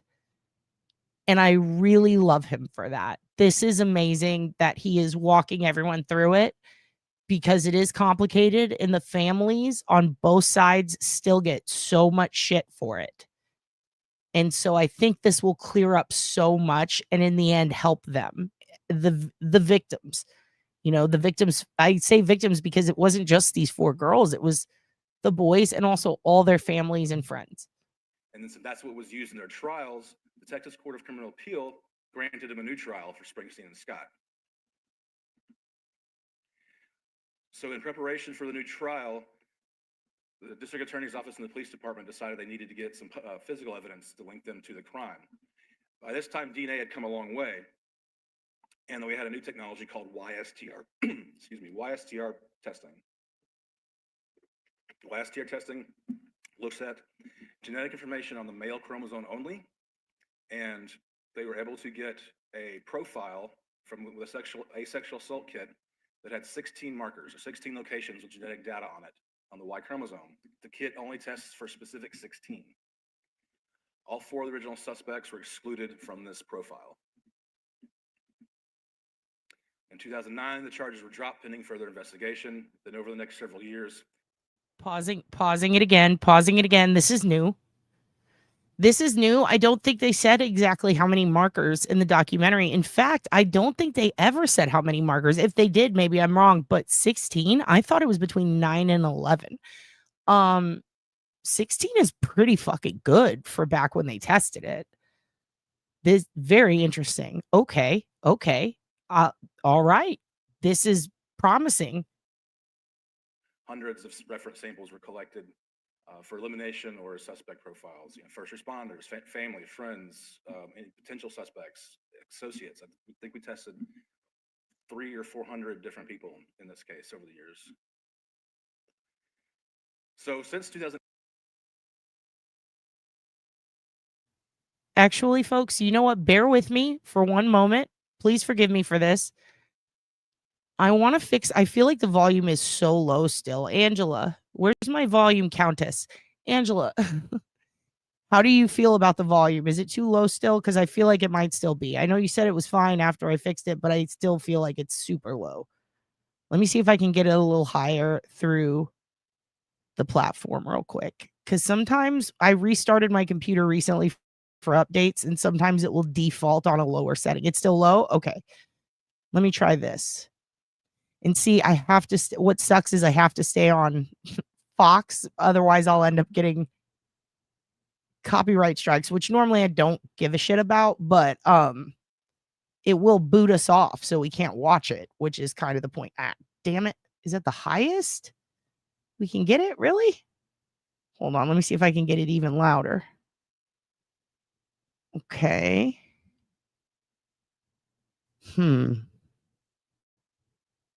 Garbage audio. Yeah, I think that it was like that on KVJ. Maybe this is just how it is. I'll tell you what, I'll try to turn myself down a little bit so I don't blast. Here's what I'm thinking. You have headphones on? You can hear it fine? Okay. Because I'm also concerned if I pop in and give comment, you're going to have to turn it down because my voice will be booming compared to this. So I'm going to turn my voice down so you guys can turn your settings up and make sure that they're kind of equal so you don't get blasted in the ass with my Hi, everybody. Oh, Peter, with like a fucking crazy sound. All right, let me see. I mean, this sucks. The volume issue. Oh well. Here's what we could do. I'm gonna try to let me see if I can get it one more time. Yeah, I think that's about as loud as we can get it. Dang it. All right.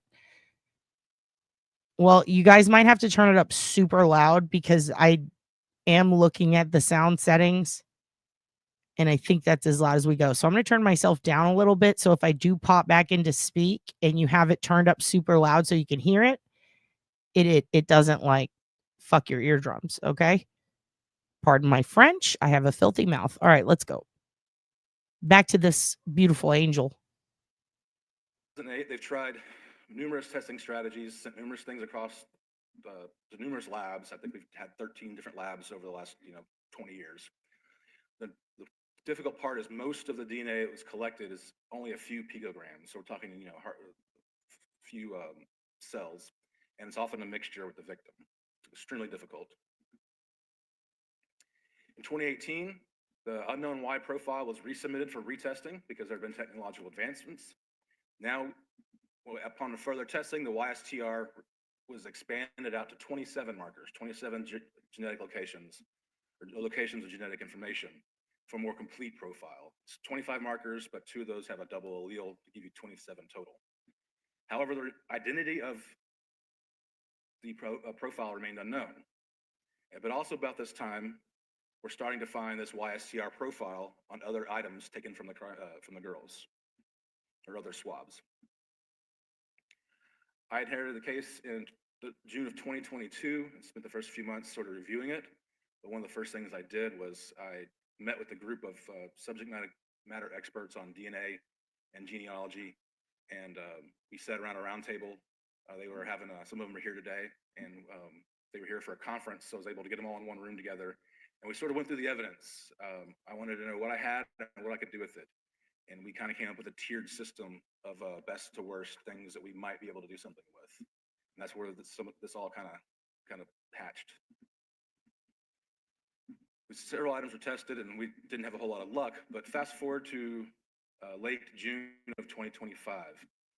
I was researching the spent 380 casing that was found on the floor drain to see where it was now and what we could maybe do with it, if anything, and just researching the chain of custody. I don't know what made me go down that rabbit hole that morning, but I did, and I'm glad I did. What I found was that it had not been submitted into the NIBIN system in many years. NIBIN is the National Integrated Ballistic Information Network. It's kind of like CODIS for shell casings. You can put it in there, and it'll tell you if it's linked to other shell casings and other crimes. It had been put in there a couple times, but it had been a long time. And so I spoke with the ATF guys here. A couple of them are here. Jonathan, you're here. And I asked him about it, and he said, well, whether it's in there or not, if it had been many years, resubmit it, because the software has gotten so much better. I mean, we're talking like 3D stuff now. So go ahead and do it. It's not going to hurt. And of note, and this is important later, the original ballistics report said that in all probability, the weapon used from that 380 projectile was limited to an AMT brand backup model 380 handgun that was used to kill Amy. So that's important later. The morning of July 2nd, the ATF sent the 380 cartridge, and that afternoon, I was notified of a hit out of Kentucky, an unsolved murder out of Kentucky. So I can't name the name of the city. They haven't done their press release yet, but they know who they are, and they did a fantastic job. But myself, a couple of others from the cold case unit, and Mindy Monford from the AG's office, we flew up to Kentucky to review our cases with their detectives. And the murders did share similar details. Can't go into those. But the preliminary NIBIN results indicate a presumptive positive correlation between the two casings, indicating the same gun was used in Yogurt Shop as it was several years. I'm not going to even tell you the date. Oh, it's up there, 98. So all the way to 1998. So when we traveled up there to Kentucky. I took the casing with me so we could do a one-to-one by a tool mark examiner for definitive comparison as required, just like if fingerprints and DNA, you still have to do the one-to-one to get it definitive. Results are pending. We should have those this week, but NIBIN has a crazy high accuracy record, and it's also gets peer reviewed before we even send it. So it's in all likelihood. But aside from the MO and the NIBIN hit, there were no obvious links between the two cases.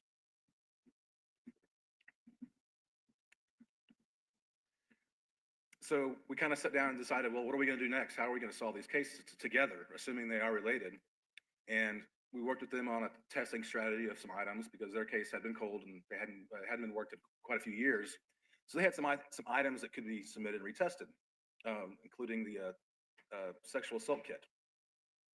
I reached out to their lab and asked them if they had a Y profile in their case, and they had not done one yet. So I requested that they go ahead and do one so we could compare it to our unknown Y and see if in fact we are talking about the same individual. That sort of gave me the idea of, can you also, while you're at it, manually check all your Y profiles in Kentucky and see if you have a profile from another case, another crime that matches ours. If this guy's from Kentucky, perhaps he's already in their database. This is not something you can, it's automated search like CODIS. It has to be a manual search.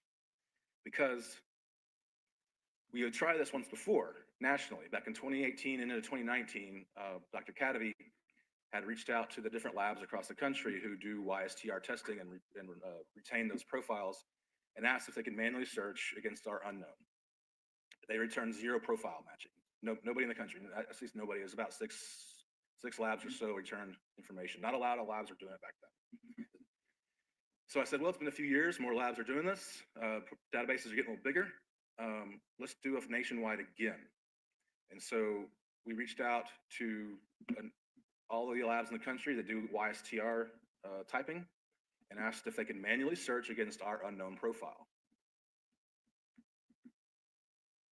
And we got a match, we got a hit, only one.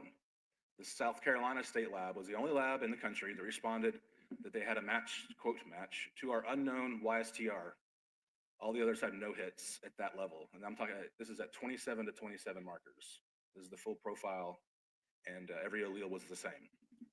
So it took us a couple of weeks. The results were reviewed for accuracy, and their legal department reviewed it. It took those like the longest 2 weeks because we knew we had somebody, but they wouldn't tell us. So it was a long 2 weeks. The reason it took 2 weeks to review, I found out later, is because they wanted to make sure they were doing it right, because I was the first person to ever ask them for this. Nobody had requested a manual search against their database before.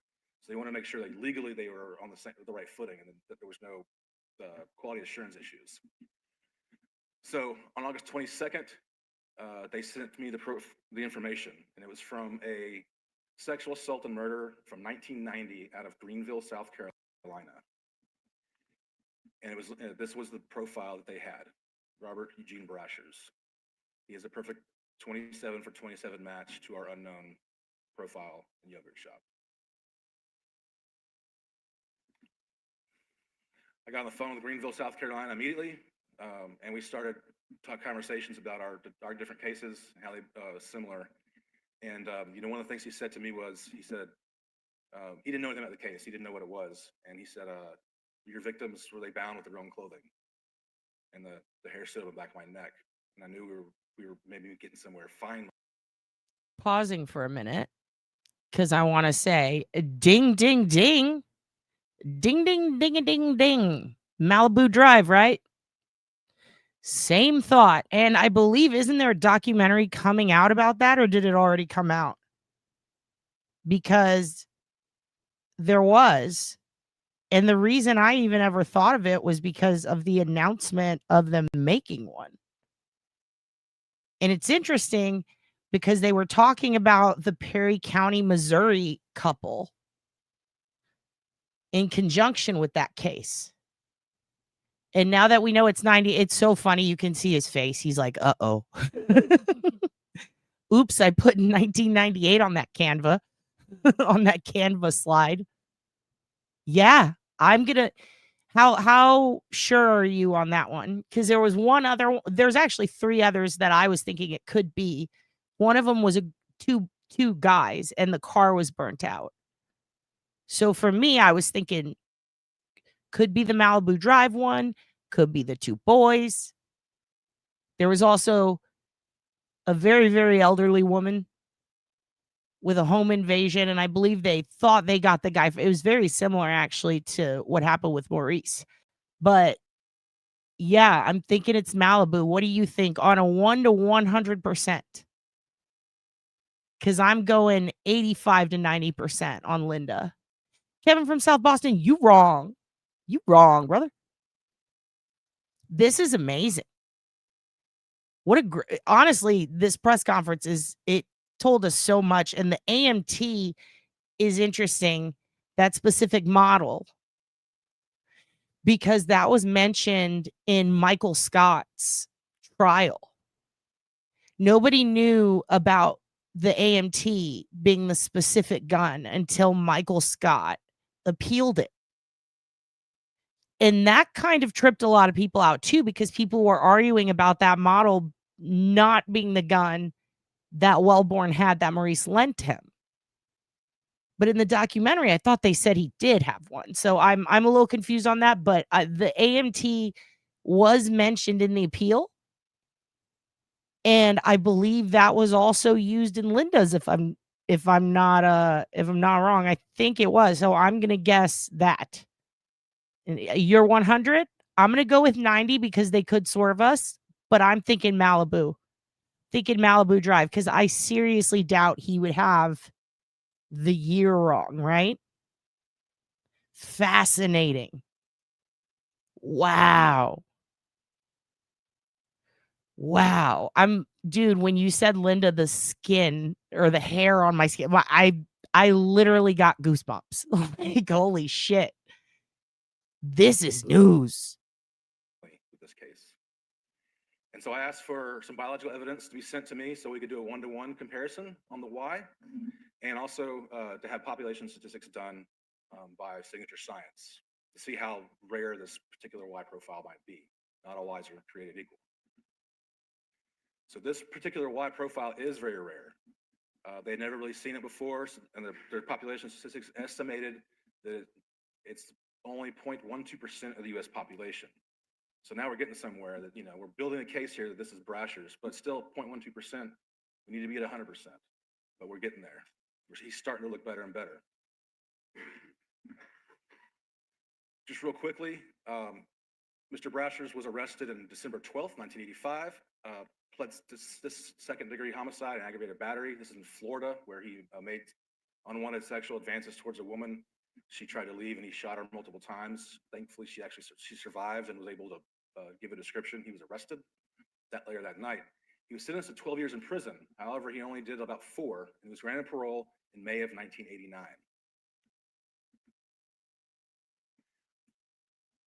After he died, Chief already went over some of his known cases, but after he died, basically DNA linked multiple unsolved murders and sexual assaults across the country to him.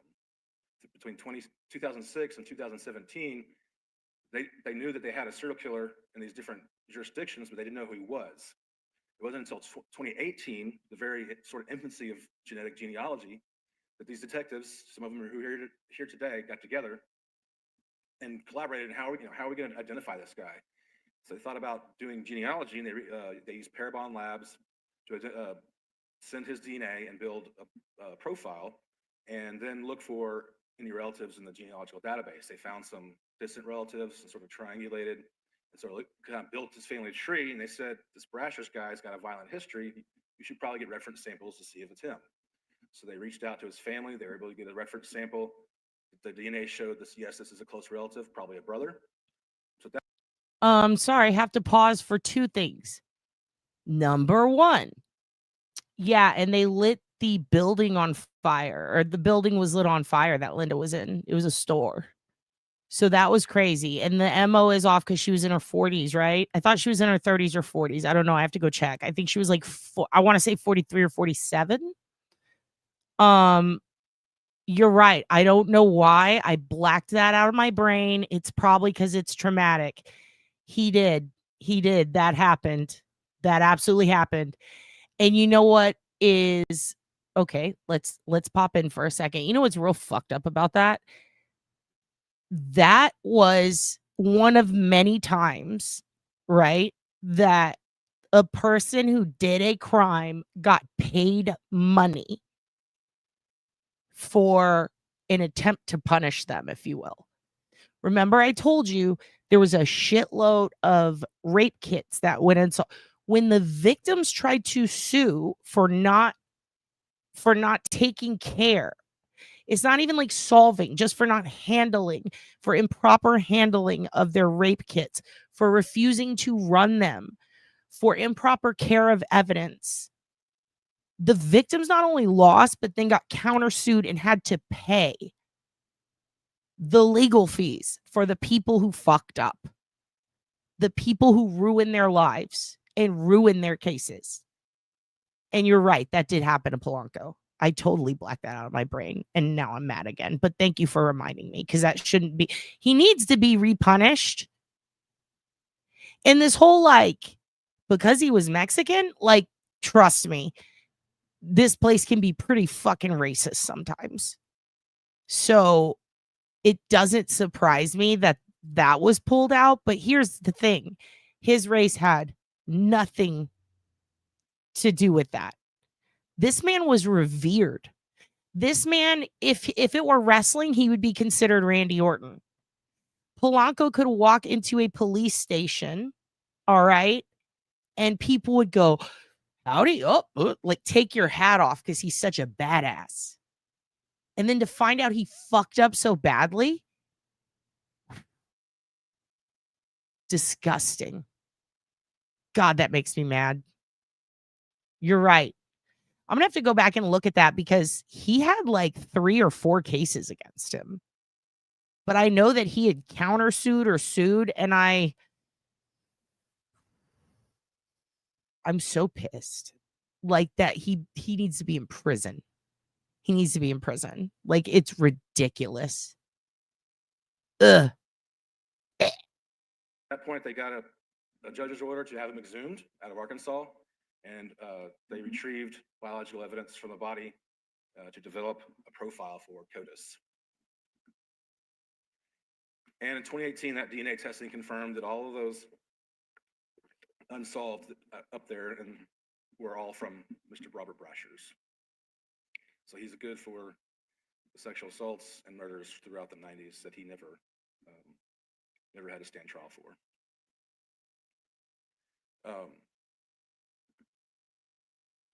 So talking with the detectives, they told me how he had multiple, and we found this out too, but that he had multiple fake IDs. The guy even faked his own obituary and put it in the newspaper to establish a new identity. Although then he was named as a groomsman in a wedding a few weeks later, so it didn't really work out for him.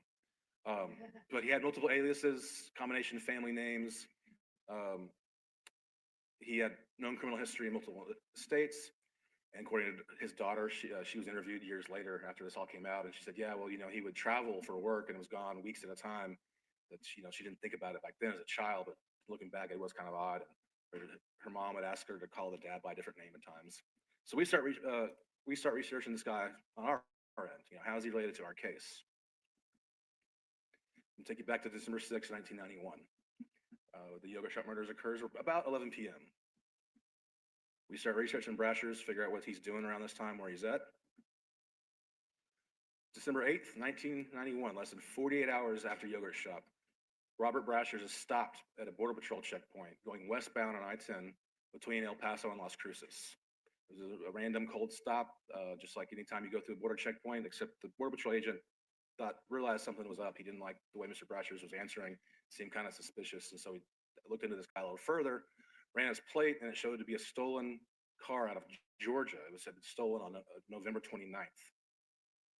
During this interaction, he was also in possession of a .380 pistol. That .380 pistol was an AMT backup model, that serial number, the A75213.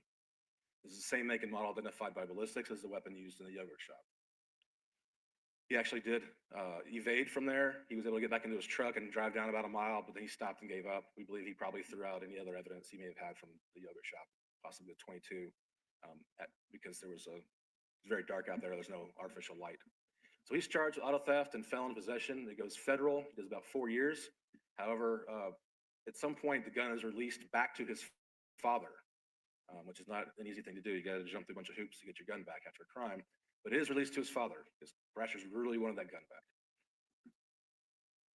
His YSTR has been found in the following 3 places. This is 3 sexual assault kits of those young girls. There are limitations to YSTR. While this guy looks good, we're building a case, there are some limitations. It only looks at markers found on the male chromosome, so if you ever had a female suspect, you're out of luck. It's not necessarily unique to one individual, like autosomal STRs used in CODIS. STRs are passed down paternally. So me and my brother have the same YSTR profile, unless there's some sort of mutation. So the further away you are related, you'll see more mutations. Certain combinations of these alleles are more frequent than others, so you could get several, quote, hits from a database that have no relation to the crime.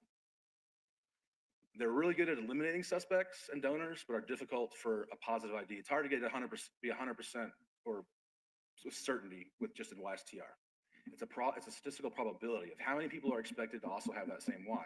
In this case, we know Mr. Brashers had a unique Y at 0.1% of the population. So September 15th, we took additional items to DNA Labs International, and we're trying to figure out how to get from. Pausing it to say something that I'm curious what you guys think. He said 0.1% of the population. What's that blood type? Is it type O negative or is it AB something? I can't remember. He just gave us a little hint here. And I think it's interesting he didn't just say the he could have said the blood type, but he said this specific has 0.1%. I think he's talking about the blood type, but he's being vague on purpose. And I think that could be because remaining evidence at crime scenes across the country could consist of, and this person has type whatever blood.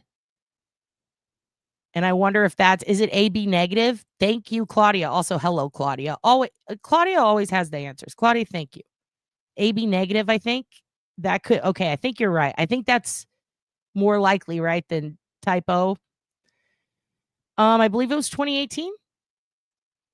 In fact, there was a picture of his grave after it had been exhumed and a woman was cleaning it, and it's on YouTube, and it looks like it had been freshly dug. So yeah, I think it was 2018. Yeah, I think you are. I think you are right. So that's interesting. If we can get a confirmation on that 0.1% statistic, I do wonder, it is AB negative. Okay, awesome. I know O is popular, but I thought type O negative in men was not popular, but AB negative makes more sense. How many rape kids are lying around with his DNA? Exactly. And also, thank God John Jones was there, because remember, the medical examiner wasn't going to think about that. That's crazy. I just got goosebumps again. Think about that. If John Jones hadn't have been there, if he just happened to be off that night, or if he'd gotten there a few minutes later, the medical examiner wanted to remove the bodies before swabbing them. Imagine the evidence that could have been lost or put at risk for reasonable doubt or something. If he hadn't been there to literally fight with that guy, because remember, what was it, the HBO doc, or maybe it was an old documentary where he made some kind of statement to the effect of, I almost had to fight that motherfucker. You know what I mean? Like, I almost had to put up my dukes, because he wanted to literally take them away and then swab them way later. That could have degraded evidence. That could have, the amount of things that could have gone wrong if Jones wasn't there to be like, now, and I do a great Jones impression, I'm not gonna lie, no, you're not taking the bodies. Like, he was like, no, fuck off. Got my green shirt, my power shirt on, you're not taking those bodies. We're swabbing them here. You just wait. They didn't want to wait. They were like, let's get him out now. I got to get home for supper. He's like, nope. No, sir. God, I love that man. Oh, so smart. We're pretty sure it's him until we know it's him. Now, these items have been previously tested in years past. And while they were screened for male DNA, they were very, very low quant and very fragmented and degraded. So they were preserved. Maybe someday we could do something with this, but we can't today. We would just be wasting the DNA. because we don't think we're ever going to be able to get enough DNA for a CODIS upload. There's just not enough quality or quantity to meet the threshold that CODIS requires to search. So you would just be consuming DNA for no reason. So we decided, well, now we've got a different testing strategy. We don't necessarily need to upload to search. We just need enough DNA to compare. And those are two different thresholds. So we need enough STR markers to do a direct comparison from our crime scene to Robert Brasher's.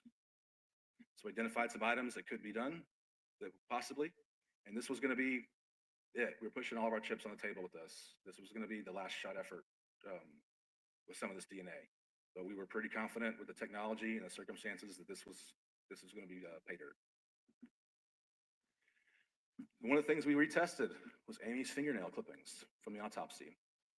They were able to get quite a bit of STR product DNA out of Amy's fingernail clippings, and it was directly compared to Brasher's profile, and it matched so that it's 2.5 million to 1 that it's likely Robert Brasher's underneath Amy's fingernails than it is to an unknown individual.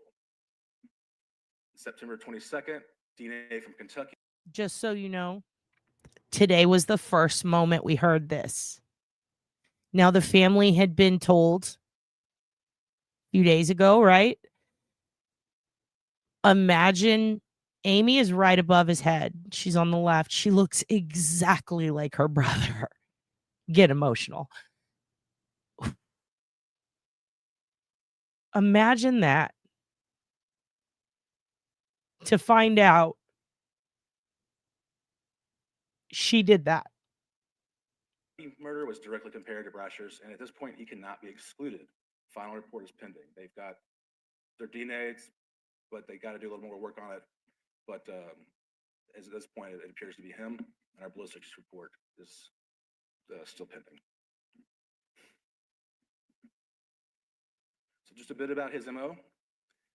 Because there's questions about how the yogurt shop could be one person with multiple guns. He was known to carry multiple weapons. We have that documented in other cases.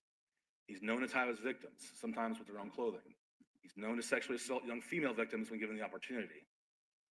He often shot the victim in the head, and in Kentucky, we know it was the same gun and similar details to yogurt shop, and now similar DNA. At this point, there's no physical evidence that links Springsteen, Scott, Pierce, or Wellborn to the yogurt shop crime scene. There's no evidence that connects the previous 4 suspects with Robert Eugene Brasher's either. The surviving victims of Brasher's violence always reported he was alone when he acted. He never was known to have an accomplice. And we have a documented case because they survived where he was able to do a home invasion. He controlled 4 women alone, tied them up, and sexually assaulted one of them in 1997 in Memphis. So that's something he is able to do, is 4.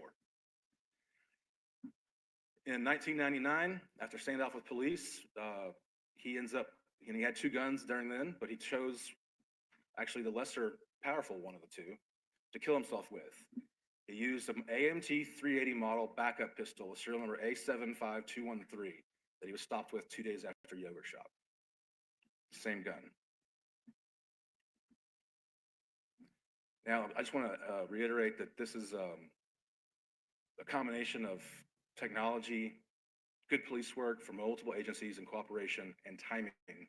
Because, for example, the Kentucky case, they didn't resubmit their knife been showcasing until last year.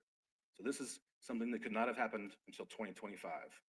And I'm sorry that it took 30, 40 years for us to get here, but we're here now. And, you know, Amy's final moments on this earth were to solve this case for us. It's because of her fighting back. So, thank you.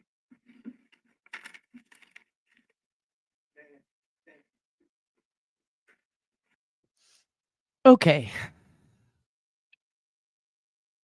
I'm probably not going to talk a lot right now. But get your tissues out.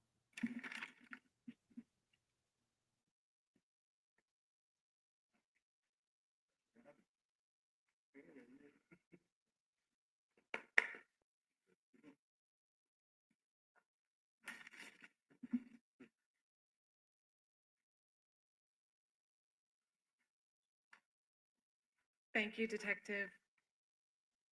I'm Dr. Dana Cadavy, Director of Austin Forensic Science, and I would like to start off with expressing my condolences to the families and all of those in our community that have been deeply impacted by this tragic case. I also want to acknowledge the key role that traditional forensic science and objective data have played in this major case development.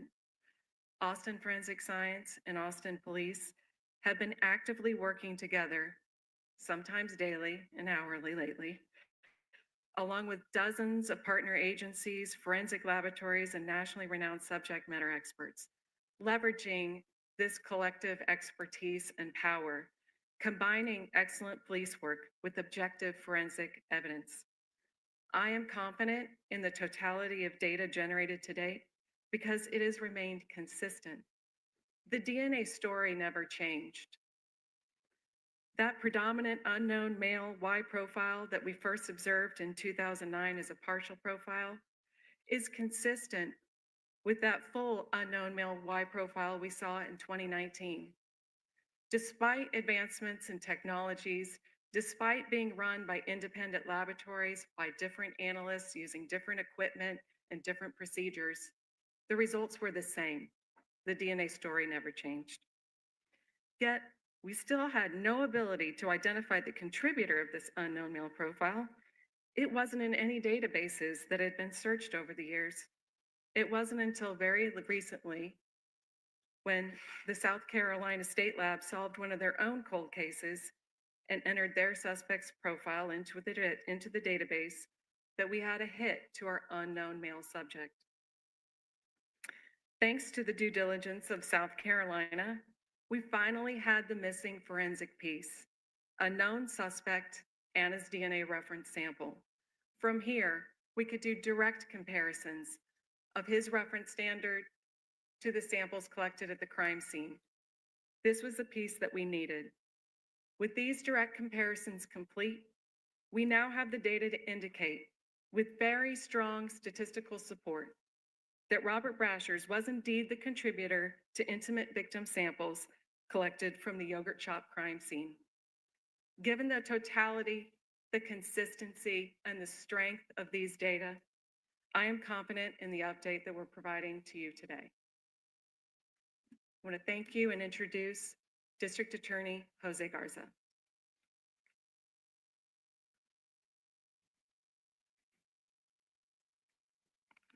Thank you, Dr. Cadavy. Good morning. My name is Jose Garza, and it is my privilege to serve as the Travis County District Attorney, and I'm so very honored to be with you today. At the Travis County District Attorney's Office, we have never forgotten about Amy, Jennifer, Eliza, and Sarah. Our hearts will always be broken for you. To all of the family and friends who have loved and grieved for Amy, Jennifer, Eliza, and Sarah, we know that there is no way to make right what happened to them. We are committed to supporting you in any way that we can during this time.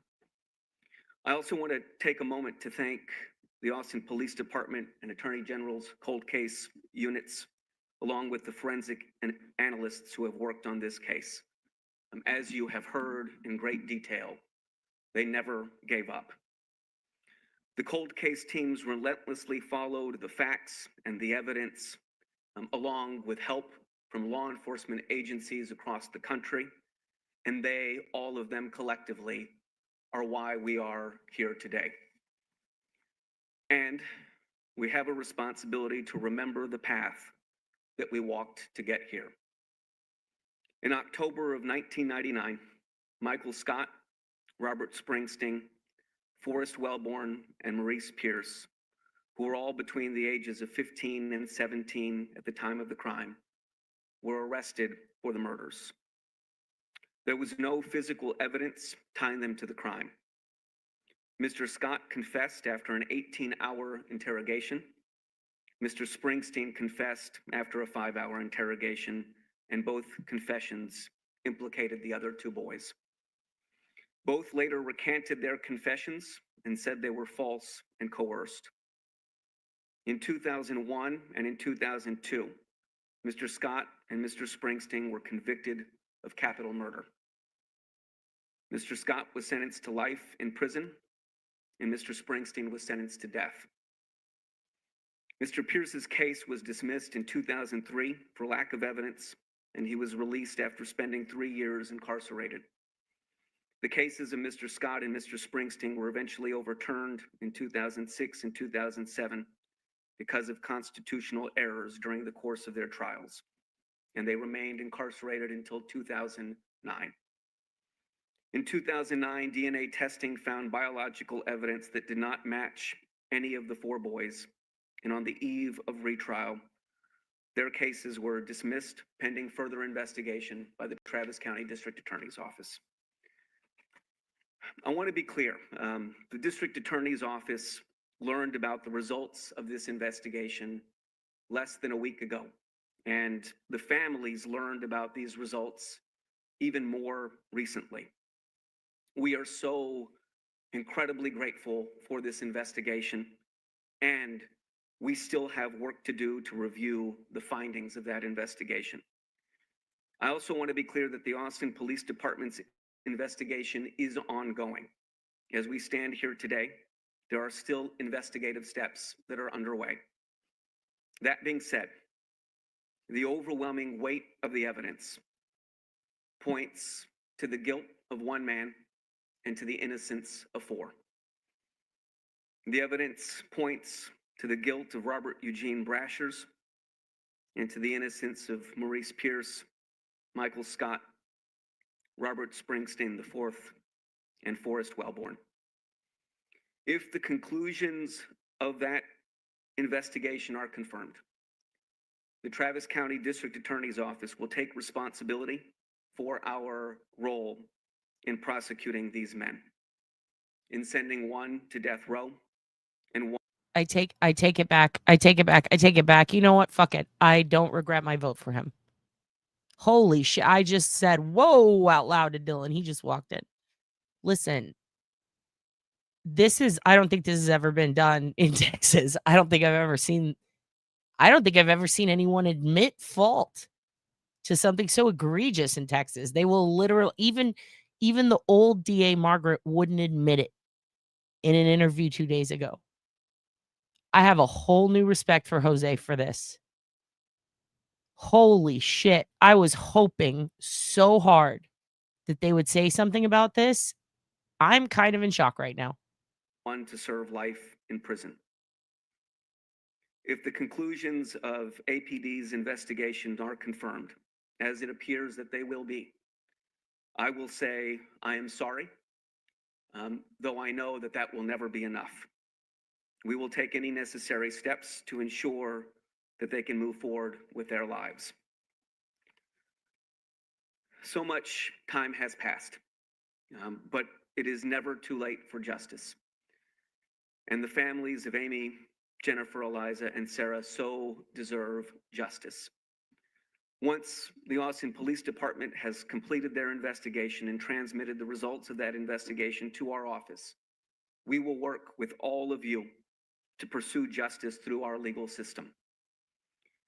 I cannot imagine how difficult it has been to receive this overwhelming influx of new information in the last several days. Please rest assured that we will keep you informed at every stage about the developments in this case about Robert Brashers.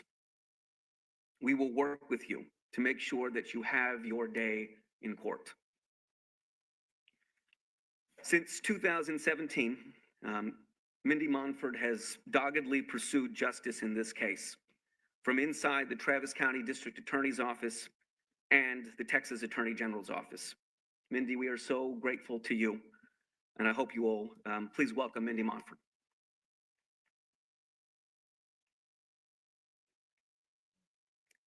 Thank you, Mr. Garza.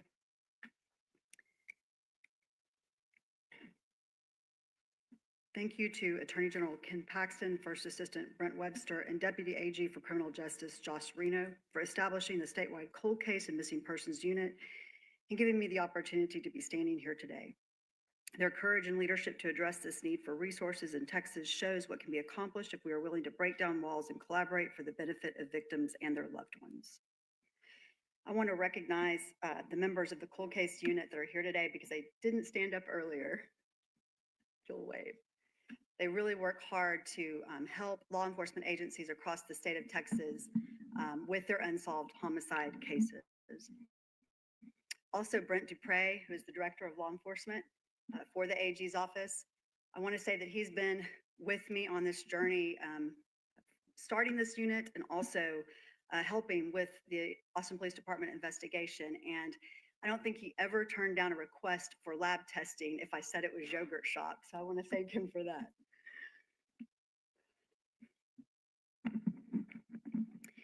In 2017, I was called into one of my first meetings as the first assistant district attorney with then Travis County District Attorney Margaret Moore. It was to meet with Bob and Pam Ayers and Sean and Angie Ayers, family of Amy Ayers. She had been tragically murdered in the yogurt shop murders, and I remembered the case well since I'd lived in Austin since 1976 and grown up in Northwest Hills near the yogurt shop. The intent of the meeting was to tell us to never stop looking into the case and please continue the investigation no matter the expense. We assured the heirs that money would never be an object to get to the truth, and DA Moore assigned the case directly to me and explained it would be one of our top priorities. Bob Ayers and I had a little laugh the other day as we both recalled the tears in my eyes as we left the meeting that day. I was trying to think maybe he didn't see me crying that day, but he called me out the other day. I was so incredibly honored and humbled and proud to be entrusted with an important case such as this one. I promised the family that day I would never give up on this case. It would be one of the most memorable moments of my career until this past Friday when we met again with the families and we gave them the news about Robert Brashers. In 2021, with the help and inspiration of Angie and Sean Ayers, and with the backing of Attorney General Ken Paxton, the AG's Cold Case and Missing Persons Unit was created to support law enforcement agencies across the state with their unsolved homicide investigations. And I was given a new opportunity to work on unsolved cases around the state. I remember when Sean and Angie Ayers came to speak in support of the idea of creating a statewide unit. And they commented, the creation of this unit might not help our family, but if it helps other families, then this could be a pretty good thing. Sean and Angie, thanks to your selflessness, you've not only helped other families, but you helped your own. And I bet you didn't think when you said those words that day, we'd be standing here. In 2022, our unit began collaborating with the Austin Police Department on the yogurt shop murder case. And I found myself getting to work on this case again. Of course, I never really stopped. Since that time, we've worked hand in hand with APD. I've personally seen the hard work and dedication the department has devoted to this investigation. I realized recently there's been a little documentary series out there, and a lot of people are saying, oh, thank God APD has finally worked this case. As someone who has worked pretty much nonstop on this case with APD from 2017, I want to tell you there can be nothing farther from the truth. I have personally observed the Austin Police Department work on this case nonstop. They have never stopped following leads, testing evidence, and trying to seek the truth. We still have work to do on this case, and we will continue this journey with APD as long as it takes and as long as they will have us. And as a statewide cold case unit, we will continue to investigate potential unsolved cases that might be related to this suspect. I would urge law enforcement and the public to reach out to our office or the Austin Police Department if you believe you have information on Robert Brashers. His crimes involve similar circumstances, as Detective Jackson told you. And that slide he had on the modus operandi is very important. I hope that you will republish that as often as you can. He used ligatures to tie up his victims, often their clothing. He used a firearm most often a 380 or a 22 with gunshot wounds to the head of his victims. He sexually assaulted his victims, often young girls, and sometimes, as we've seen, he set fire to the crime scenes. If you have information, we'll be posting tip lines for both our office, the cold case unit of the Attorney General's office, and the Austin Police Department. Robert Brashers died in 1999, and if you have any information about him that occurred prior to that time, it could be very helpful. And our tip line, you can remain anonymous. This day is about the families, and so I'm going to turn that over to them now. It's my honor to introduce our next speaker, Mrs. Barbara Wilson, mother of Sarah and Jennifer Harbison.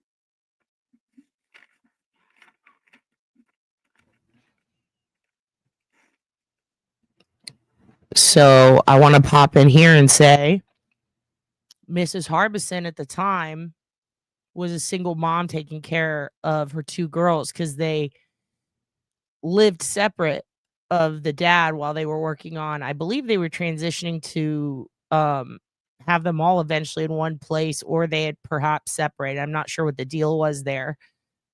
But a buddy of mine was their neighbor, and he's super emotional about it, obviously. But a lot of people who know her around town have said that this moment, she's going to sleep really good at night because she has had a very hard time dealing with the loss of both girls, both of her kids. So get the tissues ready. I'm really excited about being here. It's been a crazy couple of days, and I just really came here to say I'm full of gratitude. It has been so long, and all we ever wanted for this case was the truth. We never wanted anyone to go to jail or be charged with anything that they did not do. Vengeance was never it. It was always the truth. And I'm here to really talk about the police department and how involved and supportive they have been from the very beginning. We have Mike Huckabee, and please keep him in your prayers. His health is bad. So, and him and John Jones, they were the first people that we fell in love with on the force because they told us about what had happened. And starting with those guys 34 years ago, they were been in our lives and our families all of this time. And every officer that I see in Austin that has been there for us and loved us, and what they have done, people don't understand how hard they work. Everybody is concerned for the solving of the case. Everybody was concerned about all of us here because they know the tragedy was so painful and continues to be. But I really just came to say thank you for the Austin Police Department and all the love and support that you have given us over these 34 years. And I thank you for that.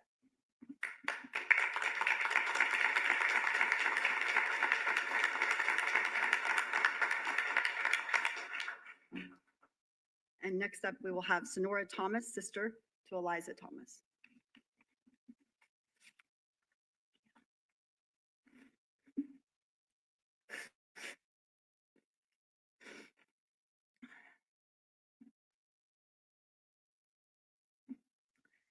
Ten years ago, my mom died. 10 years ago, my mom died. I went to the cemetery on Hancock to fill out the paperwork. And the clerk behind the desk, when she looked up the location of my mom's plot, paused. And then she said, I've lived in Austin for so long. Please know that your family has always been in my prayers.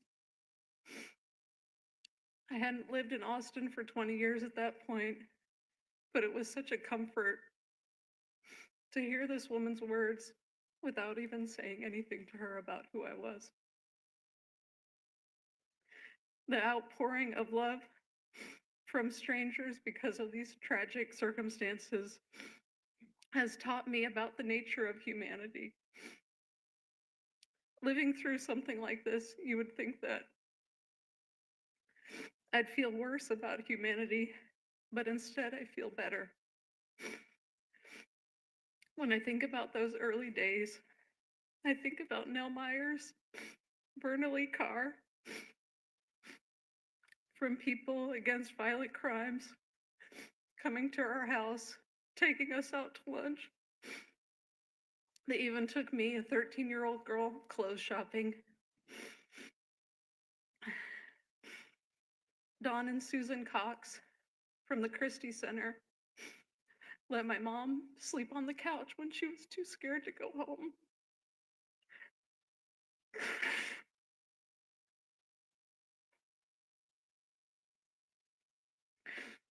Then there was the memorial company that donated the headstone, and the Lanier student who played taps at the funeral, and John Jones, who was there from the very beginning, who still answers my phone calls. The million kindnesses that have been extended to me and my family have gotten us to this moment. Some of us. I think of my mom today.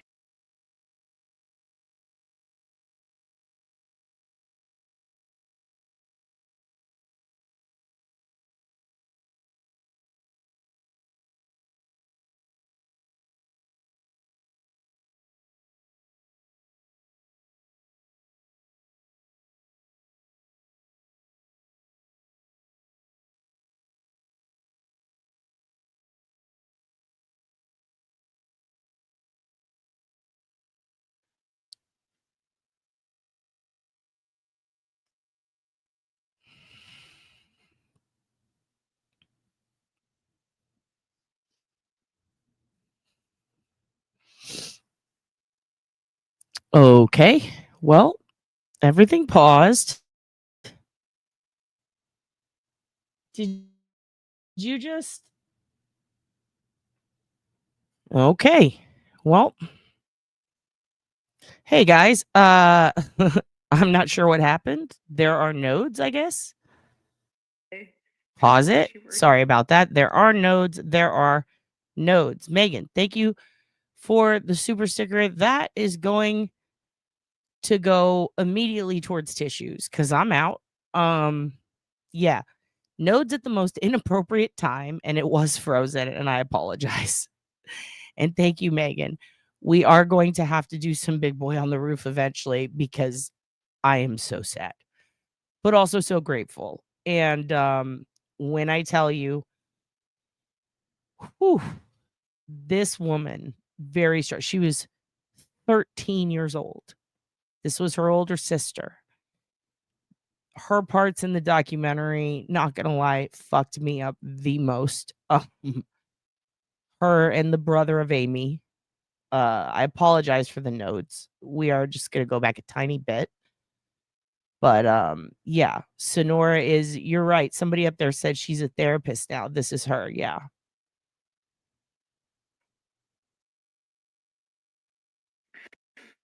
Then there was the memorial company that donated the headstone, and the Lanier student who played taps at the funeral, and John Jones, who was there from the very beginning, who still answers my phone calls. The million kindnesses that have been extended to me and my family have gotten us to this moment. Some of us. I think of my mom today, and I wish she were here. Our reality doesn't change after today. Our families are still too small, still missing an essential ingredient, and we are lesser for it. We have been robbed of a life with nieces and nephews and grandchildren, and with sisters to grow old with. This sort of mindless violence continues to steal from all of us. I don't yet know how this information is going to change my life, but what I learned about myself in the past 2 days is that my brain was split in two.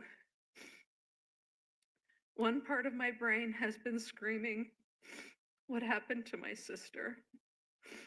And the other part kept repeating, "I will never know. I will die not knowing, and I have to be okay with that."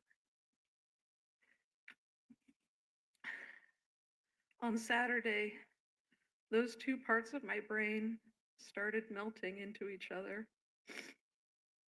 I realized how much energy I had used to keep them separate and to convince myself that I was okay not knowing.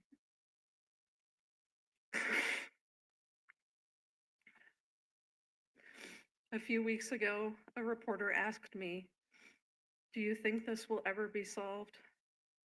And I didn't skip a beat. I said, "I can't think about that. I will lose my mind if I think about that. I have to focus on my work, helping my clients and my groups as a therapist. But now I can have both.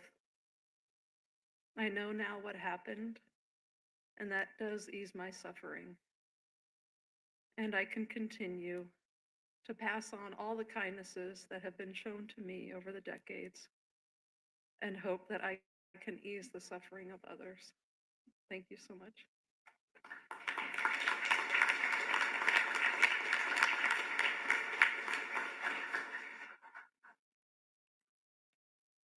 And we'll now hear from Angie and Sean Ayers. Sean is the brother of Amy Ayers, and Angie is the sister-in-law of Amy Ayers.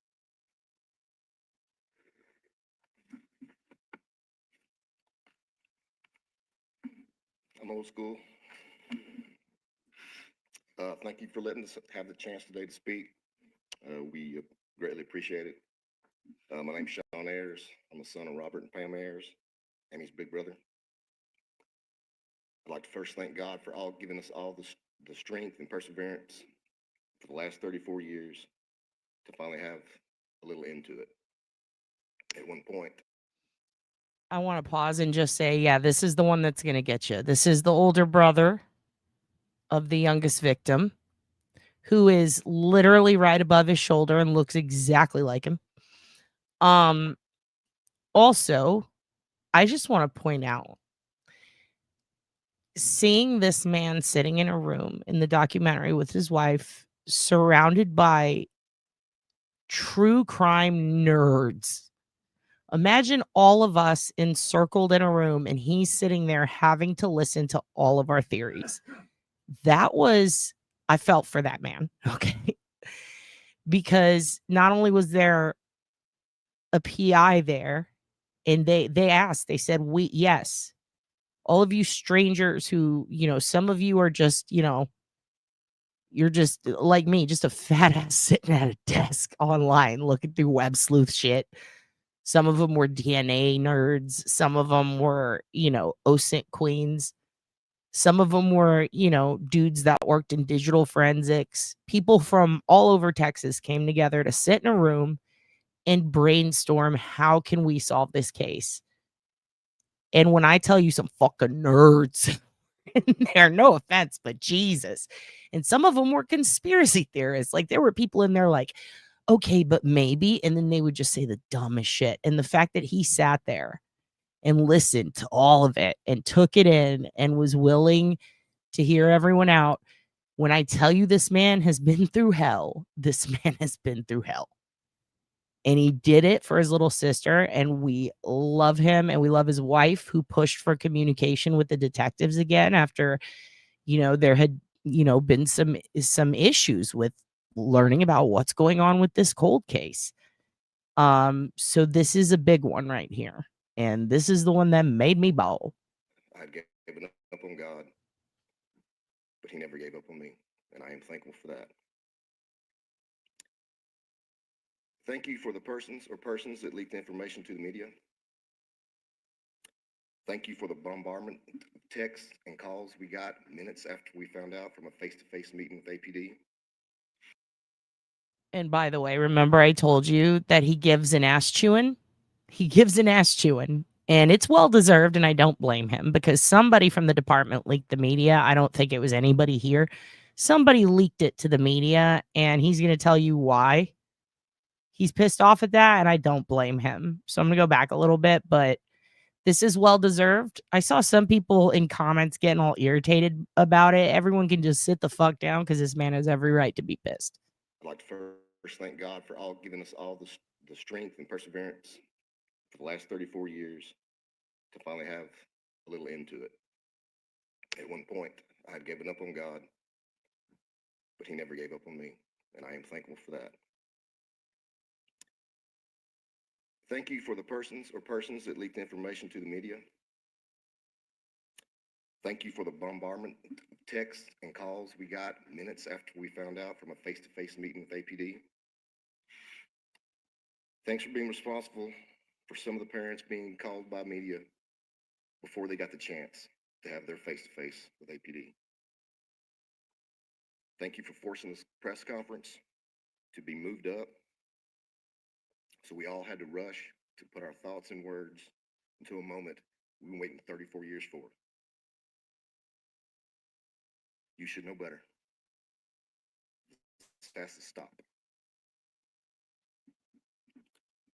Since I had to write this down last night on the drive down here, I apologize now if I leave anybody out. Detective Dan Jackson. To us, he's just Dan. One of the few detectives I've met during this journey that has no ego. A man that looks you in the eye with good or bad news. Hold on, I gotta put these on. A man that does what he says with no excuses.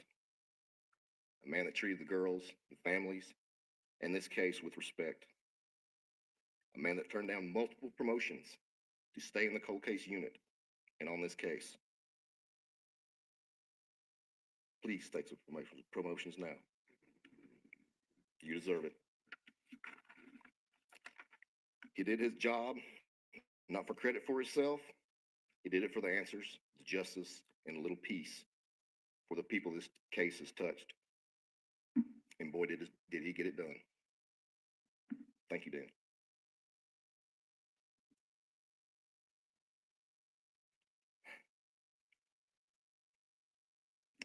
Mindy Montfort, last of the Mohicans. Mindy has been there since the beginning. And yes, she told us face to face that she would never stop fighting and never stop helping us. Not surprising, she kept her word. We have laughed and cried together, but she never backed away from the fight and always gave us hope, not with her words, but with her actions. I hope that you have an idea of what you mean to us. Me and my family. The world needs more Mindy Montforts. Thank you, Mindy. Dan and Mindy thought outside the box, made some tough decisions, but they couldn't have done it alone. We still don't know everyone that has been involved this latest update. Thank you to every law enforcement officer from multiple local, state, and federal law enforcement agencies. Thank you to all the labs and their employees. Thank you to all the experts that had a hand in this. The result you see today is when you have an army of people working together to reach a common goal, not for themselves, but for the victims and their families. Thank you to all of you.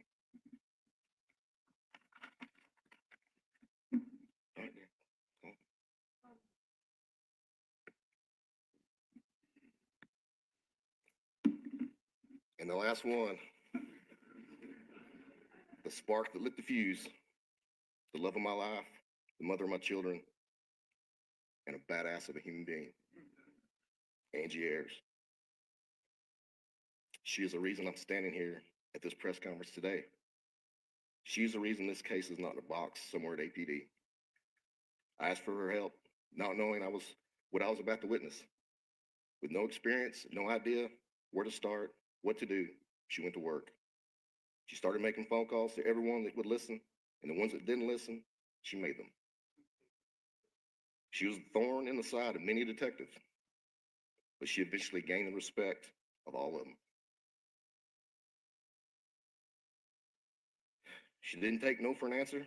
She never gave up when it was extremely hard, and she always said she didn't want to let us down.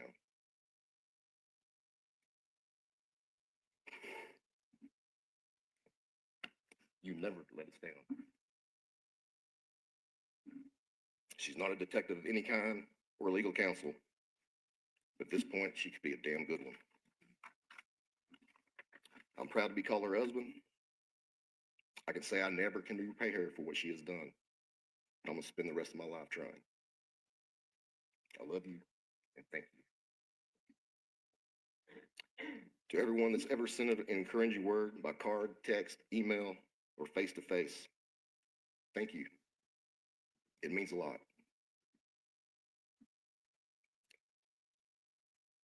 This day, I was never sure it was going to get here.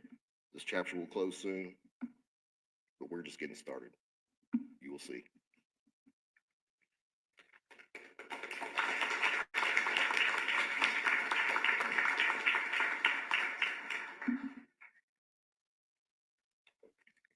Sorry. Thank y'all for allowing me the time to speak today. There's been a great amount of emotion over the past few days that no one can explain unless you experienced it. And to those that leaked it before all the family members were notified, shame on you.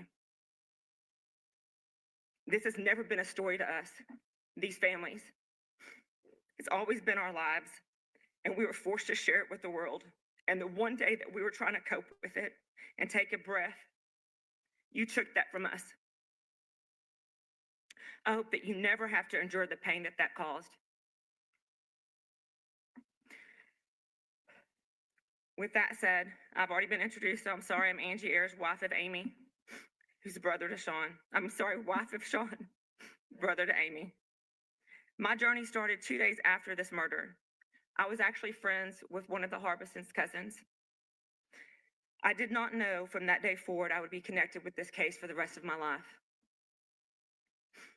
When Sean asked me to fight for justice, I said, "How far do you want me to push?" And he said, "As far as you can." That lit a fire in me that I had never experienced in my life. I have been here longer than most investigators involved. I've been here longer than the district attorneys, the prosecutors, and chief of police. I have been told no, to stand down, told to wait, be careful for what you ask for, and I'll let you know when it's deemed appropriate. But I've also got yeses. And those yeses helped start a cold case unit at the Attorney General's office. It also has helped make a federal bill for the families and victims. And I say this to all the other family victims out there. Keep going. You will get knocked down, but get back up with a vengeance. Do not take no when your gut is telling you to push. Do not give up. Fight for what is right, and most importantly, don't let them put your case back in a box. To the Austin community, the APD Cold Case Unit, and the hundreds of friends and families here, online, and watching, thank you for not forgetting the girls. Your cards and your messages have never gone unread, and they are a comfort to have. To all the people that have reached out, to those that have stood by us to give us advice and a shoulder to lean on when we needed it, thank you. To the families of the cold case throughout the country, I hope you can find the right people who are willing to put their heart and soul in your case and willing to fight for you and with you. I hope that you can build a team of law enforcement, geneticists, genealogists, private investigators, forensic experts, DNA experts, whoever and whatever it takes to find the proof that you need in order to solve your case, as we did for the girls. There have been so many detectives that have come and gone over the years, but I guess now Danny will be our favorite. He came in eager to work for the girls and work with the team. He was warned against how intense and passionate I was in order to help this case. He never wavered. He was willing to put all of his ego aside and do what was right for the girls. He followed the evidence and undoubtedly invested his heart and soul into fighting for justice. He and his team worked diligently to find the hidden puzzle pieces that we needed.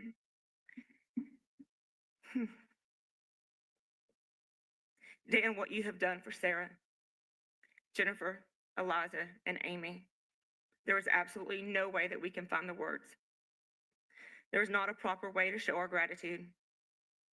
All I can say right now is thank you. The other person in this room, I'm gonna make this. She has been by our side the majority of the time. She has set the bar for cold case units and missing persons units in Texas, and together we will be forming a foundation to further advance law enforcement agencies and cold cases around the country. Mindy Montford. Thank you. From our first meeting, she said she would never give up and would fight with us and would be there until she could deliver the news that the girls and the families deserved, and she did it. She has withstood the ups and the downs, the twists and turns, and the exhausted amount of text, emails, phone calls that I have sent throughout the years. Thank you for being a woman of your word. There is nothing that we can do to repay you for what you and all of the team has done for us. This has given so much hope to other families across the country. I hope that you hear me. To law enforcement far and near, please hear this. Open the cold case boxes, please. Put the evidence in the databases. Run the rape kits. Do not wait. Do it today. You could help ease someone's pain today. With the technology, we should be solving more cases. Let's quit letting murderers and habitual criminals out of prison. The justice system has failed the girls numerous times over the decades. This system has got to change. We have got to do better for the victims. I would like to ask President Trump for a conversation to help fix this broken system. I believe that you have the ability to help change it.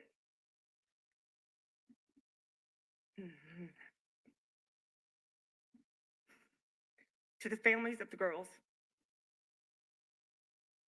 to my in-laws, thank you for trusting me with this task. I'm sorry that it took so long.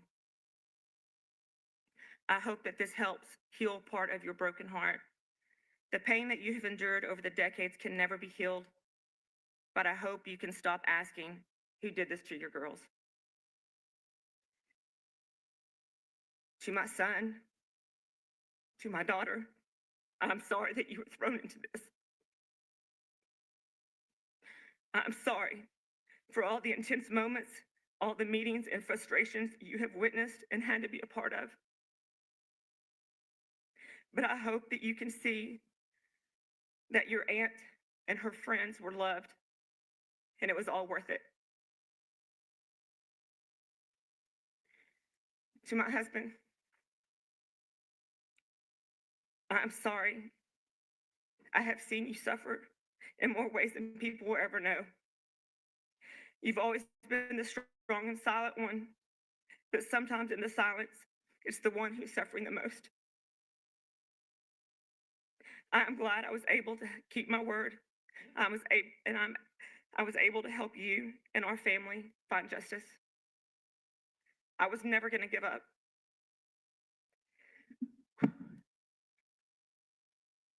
And lastly, to my sister-in-law,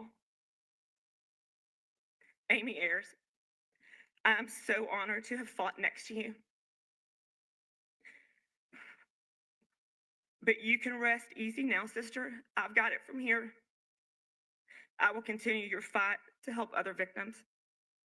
Thank you.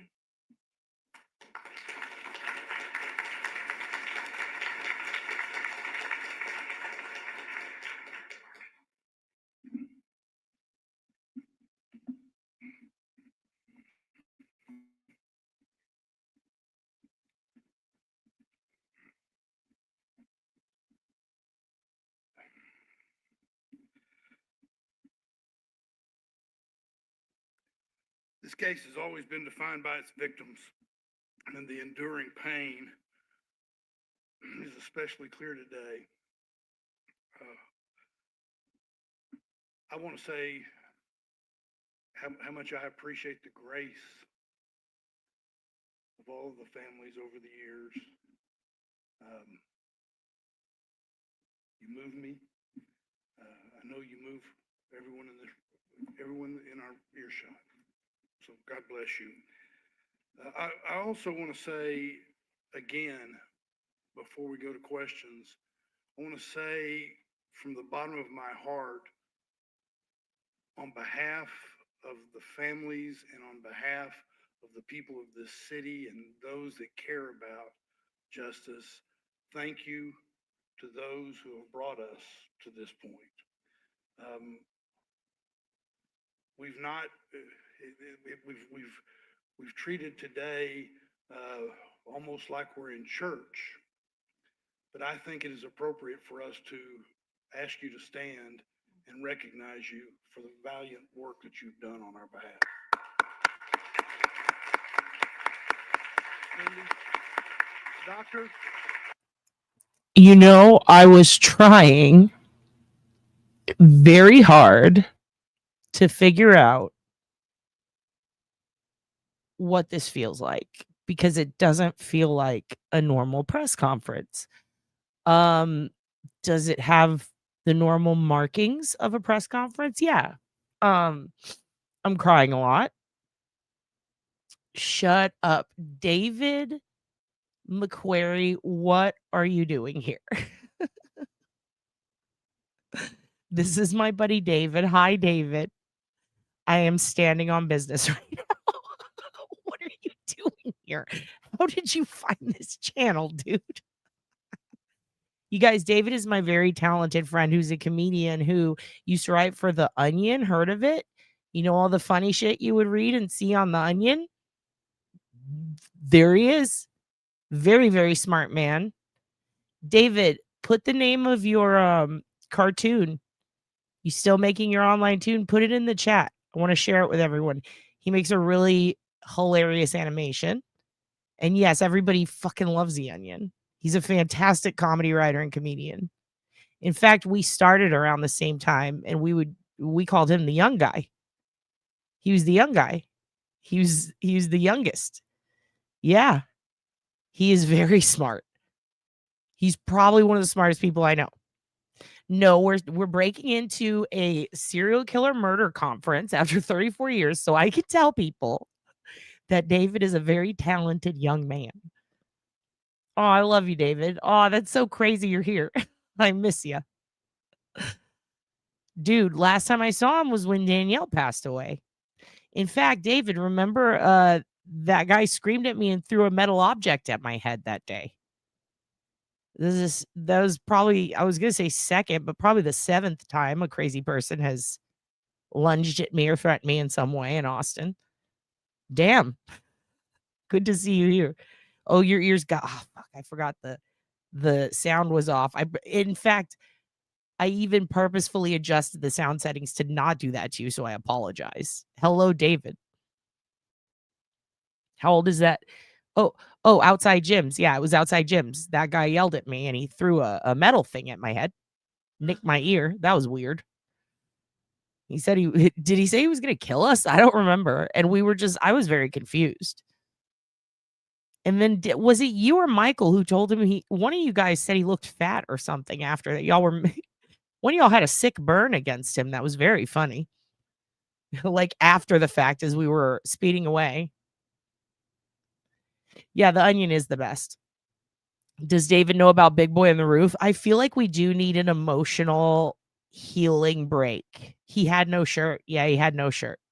Controversial Benson, I will have to change my name back. It is scary. It is scary. But yeah, Michael and him. So Michael Priest, who pops in here from time to time, he got in a verbal fight with that fella. But I felt like that crazy guy lunging and throwing metal at my head was kind of Danielle's way from saying hi up in heaven, you know? I was very confused. I'm always confused.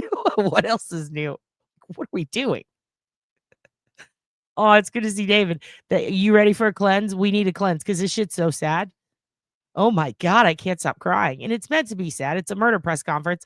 But the point is, I was trying to figure out, what is this murder press conference? What does it remind me of? And when he said church, I was like, that's what it is. It's when you're in church and you start thinking about, you actually start taking the sermon seriously.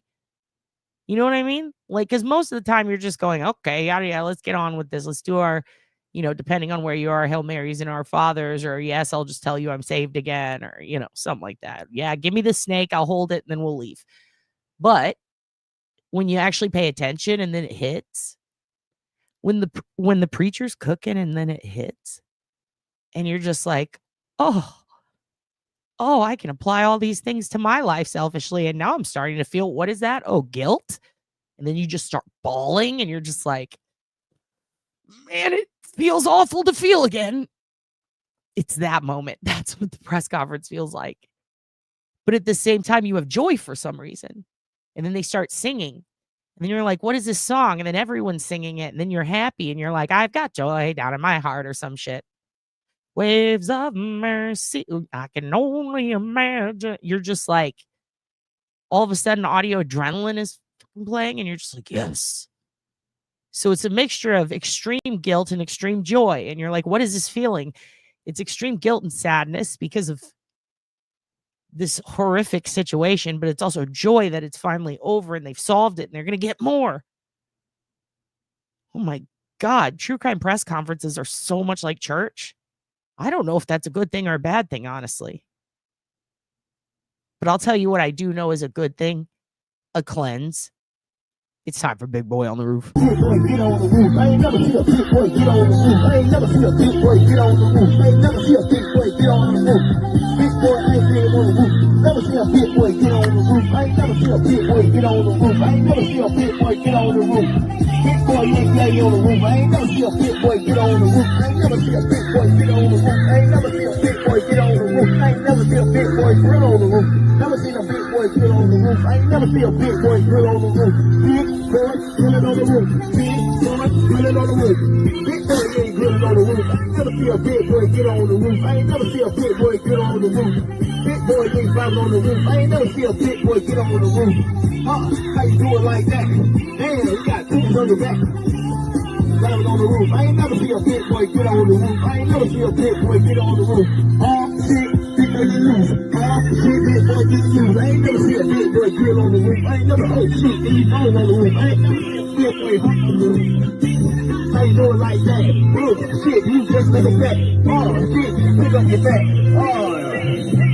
I ain't never see a big boy get on the roof. Get on the roof. Get on the roof. Get your ass out the roof. Get your ass back out the roof. I ain't never see a big boy leap on the roof. Take a big ass off. First of all, what the hell's going on right now? A cast of characters is coming in. First of all, Grant Smith Ellis Grande. How dare you play that song? It's a kid dog whistle to Grande. Tal was in a deep sleep. Tal, go wake up Wendy and tell her that I'm about to enter your house and steal your family dog. Okay? I'm stealing your family dog. I'm taking it home and I'm protecting it. And tell Wendy I'm still furious about her. Do you know what your mother did? Do you know what your fucking mom? Bring me up. Fuck this. Do you know what Wendy did? Do you know what your mother did? It is a dog whistle. That's why I'm talking about Wendy, your mom. Listen, do you know what she did? You know Mark Kerrigan, Nancy Kerrigan's brother? You know how he choked an elderly man up against a wall until his neck and his airway was broken and killed him? Wendy helped Hank Brennan get him off. And I don't mean that in the way you're about to make jokes about. I mean literally free. Oh, let's free this man. Let's get him a sweetheart deal. Disgusting, Grande. Disgusting. I have disrupted your family manner in 2 ways. Like we're allowed to dogs.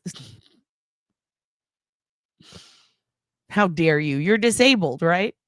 Oh my God, Grant. Oh, towel. Yeah, exactly. Big boy would pass those Senate bills. You're right. Hugin's Dew Claw is still fucked up, but it's not as bad. It's just dangling and we need to rip it off. We really do. Hey, thank you, Honey and Salt. Fucking Grande. I can't believe you're here. And then we got McQuarrie. How do we get McQuarrie and Grande in the same room with Turd? I just want them to experience Turd. Towel, when your posts on X start making total sense, I know the Lord is in your heart. Hey, here's a good bombshell to drop and upset everybody. What do you think of those recordings, Grande? Tell us more of how you feel. Yeah, Kerrigan Way is just down the road. I can't believe they got a road named after them. We're going to have to do a Nancy and Mark Kerrigan, Hank and Wendy super. I know it was so inappropriate, Pat. Agent Pat Sanford, Agent Pat Sanford, FBI is so pissed off right now that I brought that up. You know, it doesn't. That's what's kind of interesting, David. The HBO doc was pretty spot on, and it left an opening for it being anyone, and it did sway a lot towards do some IGG, right? You need, like, basically saying you should do this, but they were already doing it, which is fascinating. And honestly, it just left an opening for anything goes. But this fella standing at perfect timing. You've given me the best segue, and that's why you wrote for The Onion, because you know what you're doing here. The fella standing up right there. One of the last scenes in the last parts of the documentary, and the part that really like struck me is, oh, and I think felt like a cliffhanger to some, and to others it just went whoop. But this fella, and by the way, don't feel bad if it went whoop, because for me it took the third time of watching it to realize it. This fella right here, okay, he made mention that he didn't agree with any of the other detectives except maybe John Jones, but when they asked him, do you think it was a 4 boys? He's like, fuck no, and he basically said, yeah, we're going to try some new technology and I'm going to solve this. And I'm going to tell you how it's going to get solved. And he told us, and then it happened immediately. And I think there's a reason for that, because, he probably knew this is going to work, especially with the amount of genetic markers. Like, I thought it was 9 to 11. If we're talking 16, he fucking knew. He knew. He's like, there's no way, because I think in his gut, his intuition, I think it was the same of a lot of ours. Like, this is a serial killer. This is not. And it was pretty obvious with the sexual paraphilias and, I thought it was going to be 2 also, like someone with a sidekick. Having a second gun is wild. That's like, I mean, I don't think Rex Heuermann had a ton of guns. We never heard of 2. In fact, he did ligatures, right? So there's just so many. I don't know very many. In fact, I cannot off the top of my head think of a serial killer that had 2 guns other than Kenneth, but he had an accomplice. So solo, no accomplice, 2 different weapons, and the bulk amount. And then the fact that they hadn't actually caught that guy or pegged him as a serial killer in the system until 2018. This is a perfect storm. In addition to the federal bill, like everything had to go exactly how it went to get here. And he knew it. And in retrospect, looking at the end of the documentary, it's kind of perfect. It's almost like a perfect intro into this moment. But what's so weird is old forensic lady and Mindy stood up. Or no, Mindy stood up. It wasn't the forensic. It was Mindy. Is she? I don't know. They all look like. Mindy stood up and she had said something earlier about this. She had said that a lot of people were giving credence to the documentary for solving it, but they had been working on it all these years. Like, yeah, we get it. But I do think that was a little jab, but I think homie right here standing knew. I think he knew it's coming, and he was so confident because of the crime scene, the timing, the ballistics. the match to Kentucky happening, that would have had to happen before the documentary was out. But documentaries, after they film them, it often takes about a year for them to be released. So, I mean, there might be a chance that he had that Kentucky hit only, but because it was unidentified, like they didn't know who the person was, they just had a matching bullet, which we were talking earlier in the chat. We're thinking, who is it? Linda Rutledge. That could be it. Because that's the one that lines up the most, and that's on Malibu Drive in Kentucky, and that was crazy because a lot of things matched this, but no one had ever put it together. Like he knew something. So I think the documentary, I loved the 90s footage. I thought it was going to be a nothing burger, but it gave us a lot of old footage that we had never seen before. There were a couple of things that were definitely clarified. You get to see the journey of the family. It really equally balanced out. Also, David, me and you know someone in it very well. We'll talk about that later. But I mean, she had to testify against the boys, and you know exactly who I'm talking about. And it sucks because it's like they put that much pressure on kids at the time. She was like 12 or 13. Like it gives you the totality so that I think a lot of people aren't going to get blamed who didn't do anything wrong or who were maybe taken advantage of. And the people who did do the bads, like Polanco, they're going to get the appropriate blame. I think without it, we could see a rush of people without that documentary. I think a lot of people would have gotten harassed for the process of this case, or what's the word? Misblamed. I don't even think that's a word. Blamed when they shouldn't. Would have got bothered, and I don't think the boys would have really gotten the proper amount of they wouldn't have an outlet to tell their story, really. Because I haven't seen anything nearly as in depth as that. So I think it was honestly a beautiful story. And getting to see Sonora talk and Amy's brother and just hearing their side of it for the first time ever, and getting to see John Jones talk about his shirt, I was bawling. And we're almost done here, but when this ends, you're going to see John Jones in that shirt. And let me tell you, when I saw it, I got goosebumps. So I honestly think that documentary, Chef's Kiss, it set this up for success. It prepared everyone. It informed them so there's not going to be backlash towards the wrong people. It's probably going to put some accountability on Polanco for once in his fucking life. And John Jones is going to get his flowers. And I'm just so happy that Amy Ear's brother got to say his piece and chew some ass. Because damn, dude. Whew. I know your mom will blame anybody, even if they did nothing wrong. Yeah, they got Wendy, dude. For real. And the documentary was great. Okay, we had our palate cleanser. Let's go we're in the home stretch now. Thank you, David, for being here. Thank you, Paul. All right, here we go. I'm interested if Duty, Ron, and Ed have seen this and what they think. Have the doctor stand up too.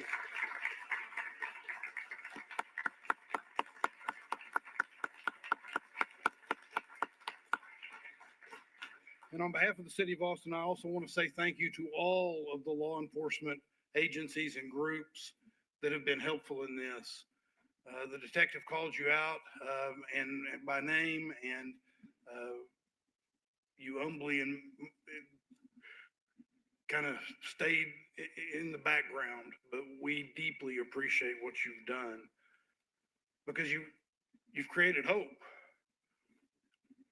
All of you have created hope. And today I am very hopeful.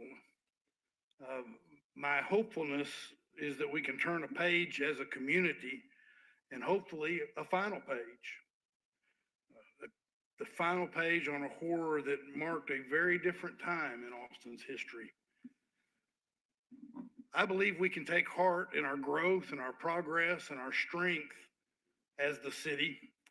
And we can go to sleep knowing that while the threat of this kind of evil may never pass in this world, we are far, far better able to prevent it before it happens and solve it when it does. The yogurt shop murders will always be part of Austin's history. The pain from that night and its aftermath will never go away. But with the knowledge we have now, we can share some peace.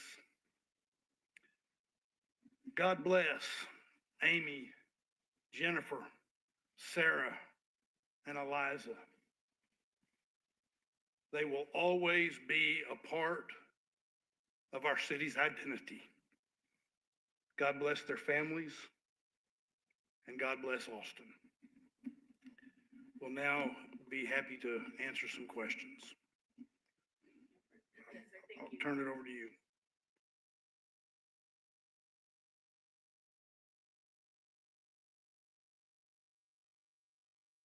And cool. And cool. Thank you. Cool.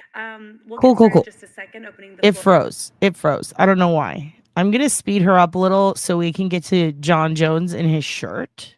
Okay? Because after hearing that, that's all I care about. But for the sake of Forensic Bay, because you know she's about to have to answer a lot of questions about forensics, I'm guessing. Here's another guess I'm going to make. Someone's going to say, how does it make you feel? And they're going to ask you a question that has already been answered. That is canon for most true crime press conferences. So let's see what happens. I do want to remind everybody to please raise your hands and wait for me to call on you. If I don't know your name, I'll do my best to describe you and make eye contact as well. Please state your name and the media outlet you're with. There are microphones in the room that should capture your voices. And I'll do my best to get to everybody. Yes, Betty.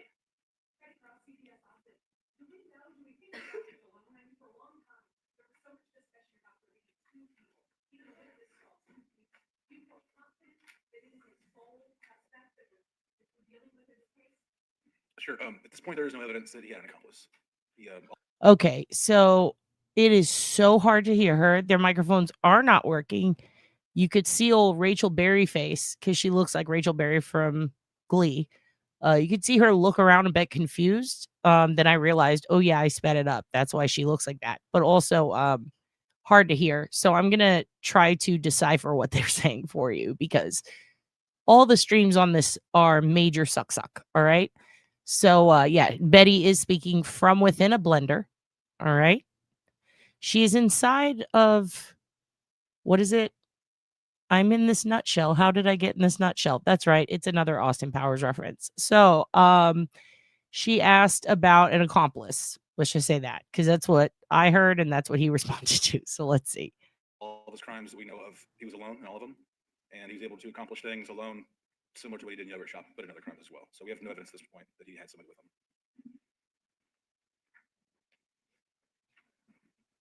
Okay, so to be clear, no evidence of an accomplice. No evidence of an accomplice. Yes, Bree.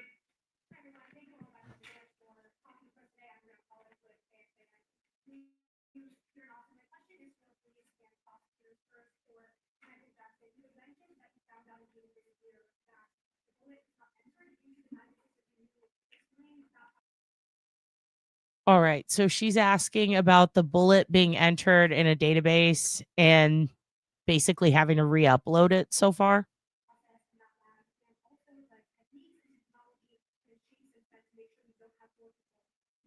Okay, so she's asking about the ballistic forensics and if he could go in depth and explain more essentially about that and about how it came to be with the ballistics matching and how basically how it could possibly fall off the database, why it needed to be uploaded, and what can we do so that in other cases we can prevent that.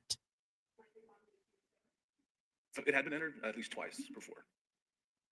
It's just that it had been several years, and the software had just gotten a lot better over the last few years. So it was a resubmission. Well, every year the software doesn't. I would probably pass that to ATF about how often we should be resubmitting stuff. But if they had. Okay, so heads up. He's talking about the federal database, the one that I called Nimbus. But it's the National Ballistics Database through the FBI. So all departments don't, this is what I'm under the impression of based on what we learned in school. All departments don't necessarily, or at least at one point in time, they didn't necessarily have access to it. Then it became a situation where they had to submit it basically to the federal government. Not all are required. It's a case by case basis. So exactly. So the federal standard, it's very much like NamUs, right? So, or not NamUs. Well, there's VICAP, there's NamUs, there's CODIS. So it's departmental. So they really need to essentially get a standard that is you must submit. Now that would be an influx, right? But that's kind of how it works. That's how you solve these cases. So for multi-jurisdictional out-of-state cases, let's just say national cases, you know, if the FBI is not stepping in and involving themselves to help, right? You have to request their help. And sometimes they'll offer it, and some departments get a big ego. Cough, cough, Jimmy Burke, cough, cough, Lisk, cough, cough. Sometimes with Delphi, you know what I mean? But then you look at Idaho and right away they're like, come on in. And that's because, you know, there's a Pennsylvania, Moscow, there's multi-state jurisdictions. So, and really with Rifkin, he was in New Jersey, but he crossed over to New York. And with old Paul, the Craigslist killer, you know, there were crossovers. So there's some where it's kind of forced. In cases involving children or terrorism, you know, they will absolutely step in with the Secret Service, right? So the ATF, it's very similar. Now I believe there are they're not stronger standards, but different standards. And it's kind of, it really does a disservice to not enter in the information, but with the amount of gun deaths every year, it's very political, right? With the amount of, yeah, the Brian Albert shout out, Grande, damn it. With the amount of gun deaths every year, imagine that database. So if you also have to consider the software involved, which I really never considered that, I guess if the FBI has upgraded software, which causes some cases to fall off, that's interesting. It does make me think if perhaps that was for archiving of case purposes. I do wonder how many departments closed down, or which, believe it or not, there's a few. It also makes me wonder about if a case gets solved, do you manually pull it out or does it drop off? Like there's a lot of things that I would have questions with about this. I think she's just kind of questioning essentially like, what the fuck, how? And he's explaining that, you know, you got to keep in mind if it's manual reporting, if a department has to request that it be put in, you have to hope that the right cases are put in. So just like CODIS, and also different standards. In New York, you can't run someone in CODIS until there's some sort of conviction or probable cause, right? So there's that too, which is very interesting. And yeah, they do change shit to make crime stats look better. A lot of them will, and this blew my mind too. I'm so glad you brought that up because we did learn that in school too. And I was like, this cannot be. And I even had to clarify with the professor. He's like, yeah, because I got a question wrong about this. I was like, how can that fucking be? We should fix that, right? There's essentially like, there are departments that refuse. I know this sounds crazy what I'm about to say, but it's true. And Angela's dead ass. There are departments that refuse to input information into databases that could greatly help them because they don't want their crime statistics to look bad. They literally are like, our clearance rates, our statistics, case solving ratios, things like how many gun deaths versus how some of them, they want to fluff up the numbers to get a bigger police budget. And some of them want to fluff the numbers down to look like they're badasses. So that bothers me. And that is something that happens. And underreporting and overreporting. This is a problem. It really is. Okay, back to the conference. It's been a big push by the ATF lately that software has gotten so much better just recently that asking, and this goes out across the country, you know, if you've got old shell casings, resubmit them to NIBIN. We are getting hits in other cases already, just from it's a thing. So I ask everybody to do that. So yeah, it had been submitted before.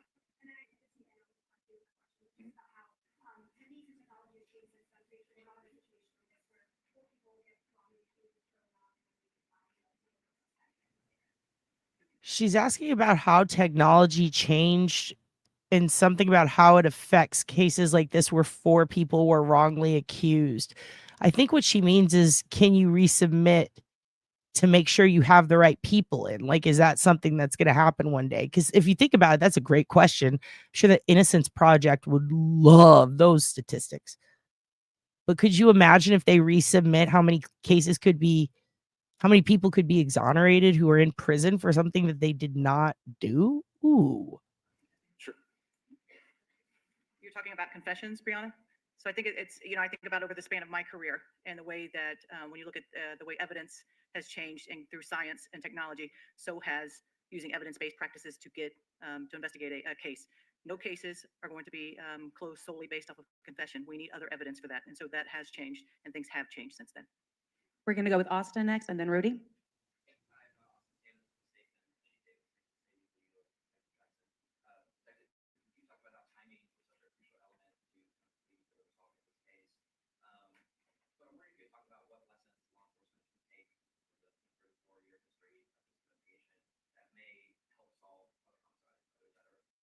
Okay. So you're talking about all the steps that were taken in this case, but what lessons can we learn to essentially make sure we're taking the right steps in solving future cases and what could have been done differently, stuff like that? Sure. So the approach I took for this case was a different approach than had been taken before. My goal was to look at all the evidence. What evidence do I have and what can I do with it? And with any cold case, you should be periodic. Listen to me right now. I am such a dumbass, you guys. I could have just put closed captions on. Technology. It's taught us that we can learn from 5 minutes ago, and we could have been doing this the whole time. Damn it.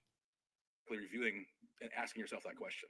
What do I have and what can I do with it? Because those answers change over time. And you don't want to do some, Hail Mary and end up like wasting DNA that you didn't have because there's some, junk science out there. But as technology gets better, you need to constantly reevaluate your cases and, go back into the vault and find out where that evidence is and make sure you actually still have it and do stuff with it. I didn't I took the approach of my number one goal and really only goal was to identify that unknown profile because the case would never move forward until we figured out who that person was. And so that was my only priority with this case. And, I still had tips to track down. We still had people would call in. We still run those tips down, go interview people, get the DNA. But really, it was that unknown profile that we had to solve. I took the approach of I'm not going to listen to the confessions. I've never listened to them. I've never read them, the transcripts. And the first time I heard any footage from the confessions was the HBO documentary. That was my first exposure to them. Because my point of view is I don't know, but I'll go where the evidence leads me. And that should be the goal of every cold case detective. Rudy?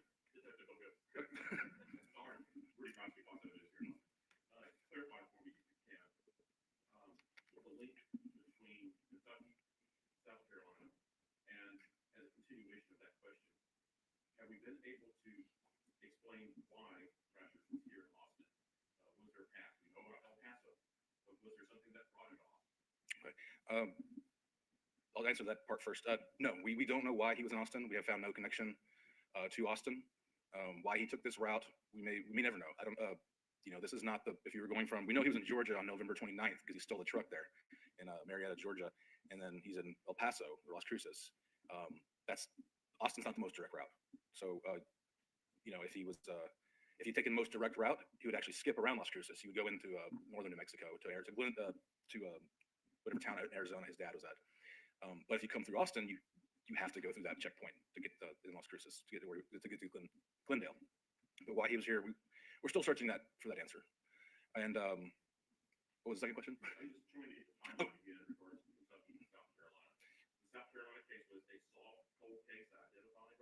Yes, it was. It occurred in 1990, and it was solved in 2018. But that's not how you got to South Carolina. You're not there by going through Kentucky. Kentucky was a link initially through the shell casing, the ballistics. But I got to South Carolina when we asked for a nationwide manual search of all the live STR profiles that they had. And South Carolina had done one on Brashers from their sexual assault kit.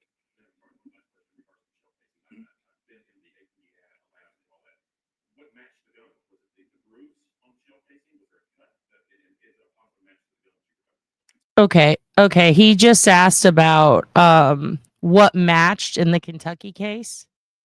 The shell casing. He's basically asking if it was the striation marks, and the answer is yes. So we don't have the gun. It was lost in evidence in Missouri after the suicide. There's still hope that we can find either a shell casing from their evidence, or they had entered it into NIVE, and we're trying to track that actual hard data down. But we don't have the actual gun. We don't know where it went. So it's probably the best for firearms examiner to explain, but it wasn't the grooves on the projectile, which we are doing a 1-to-1 now. It was the markings on the head stamp of the shell casings from Kentucky and Austin. So remember in the initial news, they said the striation, no, not stretch marks, the striations. So he's just saying exactly where they are. But also remember, he's not the ballistics forensics expert. I'm sure we're going to hear more about that. Aaron? Oh, shit. Oh, wow. It's Erin Moriarty. She's been following it for 34 years.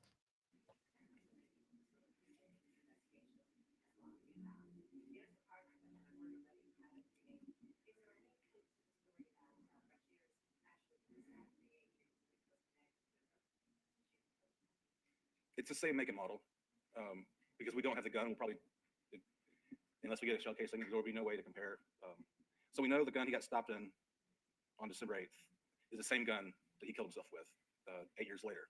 We know that because it's documented by serial number. And we know the gun 2 days before he got stopped at Yogurt Shop and the gun in Kentucky are the same gun. And they're all this is all same make and model AMT 380. So you could, deduce what gun this is. But until we actually have the gun to say 100%, probably. And there's no reason, it's all the same make and model, and why he would switch guns and go back to the old gun years later.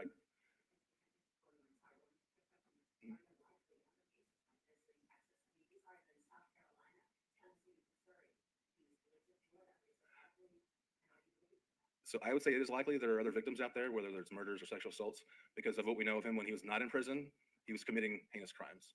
And last week we knew of 3 murders. This week we know of 8. So to say there's not a 9 or 10, I'm sure there are, and we will be working on that once, I guess, the dust settles with this. And by the way, when he says that, when he says last week we knew of 3 murders, sorry, I don't know if you guys could hear me well. When he says last week we knew of 3 murders, this week we know of 8, he's talking about the additional 4, which are the Yogurt Shop murders, and then the announcement that's supposed to be happening for Kentucky. Because we already knew about Zatricki and Mama Cher and Megan and Sherry Cher. So those 3 plus Yogurt Shop plus the Kentucky one. But don't discount that he had 2 shooting survivors, one in Florida, okay, and then another one in Dryersburg. And then he had multiple rape suspects, and then he was running around playing cop and doing robberies. And remember, his 12-year stint in Florida ended up only being 4. So, and then what's really fascinating me is the timing of that he just said. So Yogurt Shop murders happened. 2 days later, he's in Las Cruces. To me, that says that he was driving and then he stopped, maybe got some sleep, and then kept driving and ended up in Las Cruces. That makes sense. But the timing of that is wild because it's Kentucky crime, flee down to Austin, and then boom over there. The stolen car was when he killed himself, because there was this, which stolen car? There was the stolen car in Kennett, Missouri, and that was where the standoff was, but that was years later. When he was going across the border checkpoint, I think he might have, but that could have been for the gun. But if they're saying he was in a stolen car then likely, yeah. Which is interesting because if he ends up going to jail there, if it's an extended stay, I need to look into I cannot recall at all the specifics on the bowling shop murders at this time.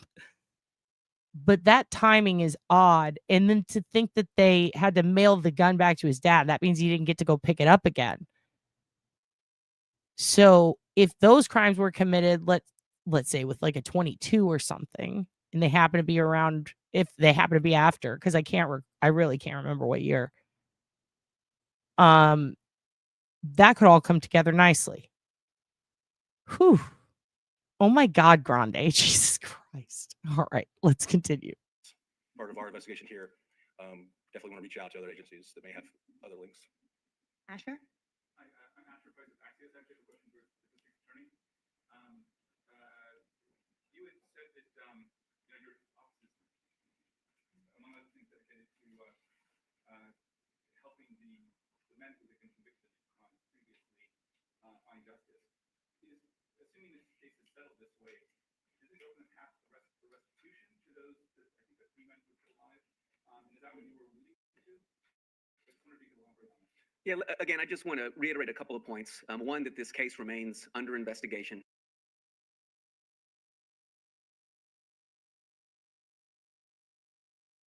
Sorry about that. They are directly asking the current DA about Jose Garza. They're asking him about restitution for the 4 boys. Maurice has passed away, but his family, his wife, I believe, are still around. And then Forrest Wellborn, Robert Springsteen, and Michael Scott. So that's a great question. And also Kevin from South Boston, you wrong. And look who's here. Grande. You two should duke it out. I want to say, and your ATF explain striations to people. Here we go. That the Austin Police Department continues to work on it. The district attorney's office will eagerly await the conclusions of their investigation. If their conclusions remain as they are now, there will be processes the district attorney's office will have an obligation to take that I think could lead to the outcome you suggested. Yeah, that obviously involves a state process that the district attorney's office does not administer, is not a decision maker in. But I think that there are steps that the district attorney's office would take that may help in that process. We're going to go with Eva and then the young lady in the blue shirt.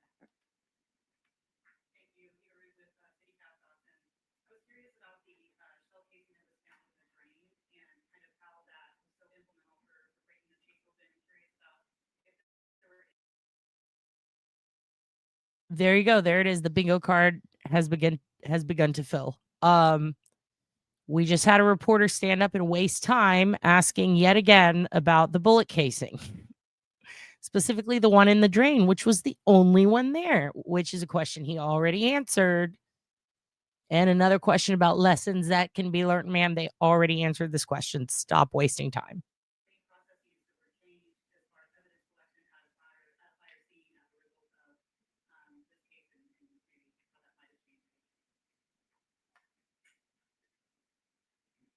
Crime scene processing has changed quite a bit over the last 34 years, but what they were dealing with in 91 with that fire and that water, there's not a whole lot they could have done different. Not even with hindsight of 2025 hindsight. It's the hand they were dealt. And the casing in the drain, it was collected standard procedures that we would do today. So the answer that worked. Yes, it was the only one, and there was only one projectile. It was only fired once at the crime scene. So it was to Amy. So there were no other projectiles from a 380 and any other girls. It was just the one shot.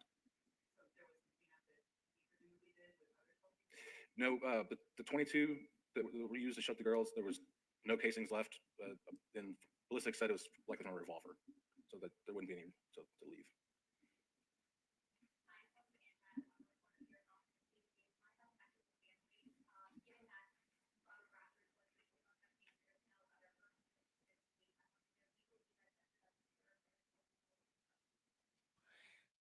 I'm going to be honest with you.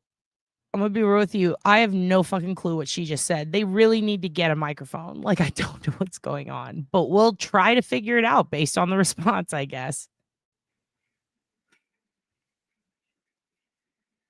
I would say, yeah, there's still work to do. I think right now we're all kind of still absorbing the news. I know for myself, I won't speak for anybody else. I'm just kind of waiting, sorry, for the rug to be yanked out from underneath us. We've been here before, and, you know, we're going to take every day as we can, slowly and surely, and just make sure that everything's taken care of. All the evidence is looked for at, and everything's resolved at the end of the day. But yes, there's still things to be done. Thank you. Azul.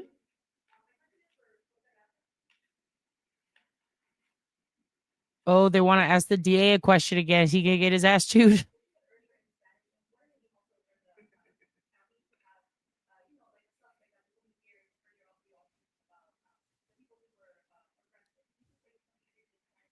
My mother would be disappointed to hear me not be able to comply with your request. I'm happy to work with you to get you a statement Damn in it. Spanish, but given the complexity of this issue, my Spanish just ain't that good. But tell me your. Okay. Well,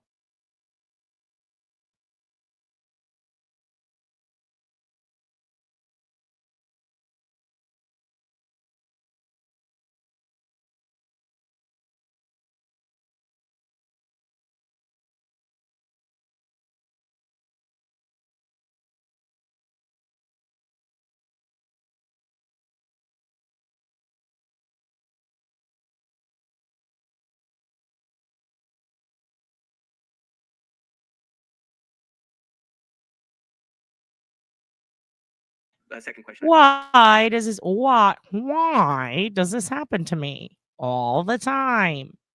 My goodness. So in case you missed that, she's like, "Can you say it again in Spanish?" And he's like, "Damn it, you know that's my only weakness. The Garças would be pissed off." But, you know, I felt like that was a political move to make him look like an asshole. Because he did get ripped on a lot for not being good at Spanish and being Latino. So whoever asked him that, probably a little racist, probably a little rude, probably trying to put him on the spot. Now, I don't like the douchebag that much either, but you know what? He's no longer a douchebag. He's graduated to dingbat because of his comments on restitution. Do I need to use my morning voice? I apologize. I have it too loud. Oh my God. Could you guys even hear any of that? Or was it too loud? Damn it, everybody. I was just saying he can't speak Spanish very well, and she put him on the spot, and I felt like that was a setup, a psyop, if you will, but it's fine. It's fine. It doesn't matter.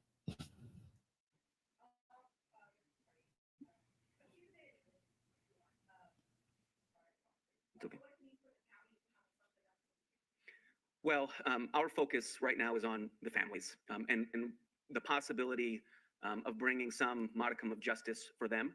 We are, from the perspective of the district attorney's office, at the very beginning of this process, and the families have our commitment that whatever process follows will be in hand with them, and a process that honors their family and honors the girls. And happy to work with you to get you something in Spanish in a bit. Any other questions? All right, well, thank you very much for coming today. Thank you all. Appreciate you being here. All right. All right. And that's it. That's the conference, but let me turn myself up here. All right, everyone, adjust your headphones. Adjust your headphones. Oh, Jesus.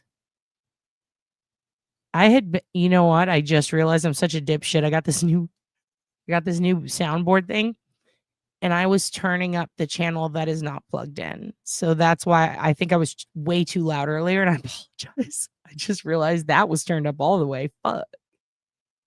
Trolley Square, you say, Grande? These questions are boring anyway. Damn, Tiff. Tiff's getting mad in church. Tiff's the kid who's like, "I'm tired of playing Snake.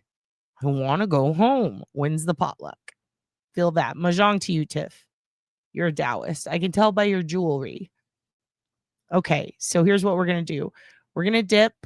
We're done, but we have, hey, Kevin, you wrong, and I appreciate you. Thank you. Here's what we're going to do.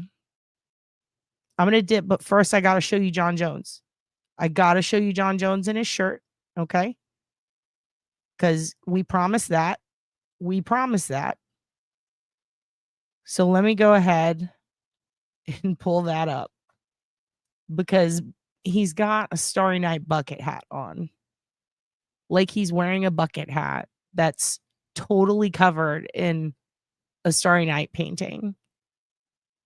And he looks like he's in the green shirt. He is as thrilled as I've ever seen him. He's a man of few expressions, you know? It's usually like, well, we're trying our best. People are just screaming at him. So it's very nice to see, I guess, what one could call the thrilled version of him. Let me just pull it up for you. I wish I had it prepared. John Jones, not Jim Jones, different guy. Jimbo James. Also, there was some crazy stuff I wanted to show you guys, but we'll do that another day. A murderer who was being tried for murdering his wife a long time ago just died in the middle of the courthouse in the courtroom, like during his hearing. And we continue to follow my. Oh God, I had it so loud. Quita Culpepper. I'm gonna fast forward it to where they interview him and you get to see him in his bucket hat and his old shirt. You just see the OG footage and the new, and it's about a minute long. But this is ABC. Quita Culpepper one time voted against me for the funniest person in South Austin. Or in Austin, sorry, not South Austin. That makes no sense. Funniest person in Austin contest, and I'm still pissed at her to this day. So that's why we never watch KView. I'm just kidding. It's because they'll copyright strike us, but also because of that. So 1991. Okay, so this is it. Here he is. After this, gonna log out, go get some P. Terry's. All right, cry in the car a little bit. I love you guys so much. Thank you for being here. I might pause it and do a scream or something to prevent a copyright strike. I'll big boy on the roof it too before we leave. Yeah, funniest person on Stastny is so. This is why you write for The Onion. This is why you wrote for them. Listen, Stastny, the funniest person is Old Red, that homeless guy who came to the open mic once. It's his birthday under the bridge, remember? I don't know if you were there, but that was great. Fucking Old Red. It's Old Red's birthday under the bridge. He got up, he told a Hillary Clinton joke. Everyone died laughing. It was in a head shop, and then he walked away. Never forget Old Red and his birthday. All right. This is, yeah, P. Terry's is so good. And now, Tiff, they have a, also funniest person on the train tracks is a good thought. I just saw you said train tracks, and I like that. I got indicted. Did he? If he got indicted and everybody else is talking about dramatic bullshit and FKR, I'm going to be pissed. Dude, Kevin from South Boston getting indicted would be hilarious. Finally. Do you really? Imagine that. Imagine if Higgies got indicted and everyone was too busy fighting on X to even notice. That sounds like some shit that would happen. Yeah, no more tears. Only chicken nuggets, okay? Everybody go get your chicken nuggets. Go get your nuggies, okay? I will never tell Grande's story. We're going to talk about Mark Kerrigan, Wendy, and Hank and how they had a love triangle. That's next week, okay? And I know it's not true, but if I say allegedly, then we can spread that rumor and I won't get in trouble. So allegedly, Wendy fucked Mark Kerrigan with Hank watching because he's a cuck. All right. Inappropriate. I'm going to have to edit that out. All right. Here we go. This is our boy John finally getting his moment, dude. So happy for him. I don't want it to blow your ears out. So let's see. Today's news conference was former APD detective John Jones. He was the on-duty Okay, well, there we go. Homicide investigator on the night of the murders. Today, he wore the same shirt he was wearing that night in 1991, making good on a promise he says he made to families of the victims. Yeah. Dude, look at that shirt. That is a highlighter green shirt, dude. Look at that bucket hat. Look at that bucket hat, dude. Oh my God, John. Oh, I love him. Told the families, I said, well, When you see me in this idiot shirt again, it'll be because the case is solved. Mayor Kirk Watson famously has said on Dude. What did he say about the shirt? When you see me in this hideous shirt again. He kind of reminds me of Cleveland from the Cleveland show. It's the Cleveland show. I love his voice. God, I love his voice. And I love that he wears bucket hats. What a great man. Look at that. Look at that shirt, dude. How did I think it was yellow? What is wrong with my eyes? Yeah, I told the families, I said, well, when you see me in this idiot shirt again, it'll be because the case is solved. That's the most happy he's ever been in his life. I love him so much. I love him so much. I'm going to find where he is and I'm going to send him Tiff's treats. And in addition, I'm going to send him mahjongs. Mahjongs from me to you. I love you guys. Good night.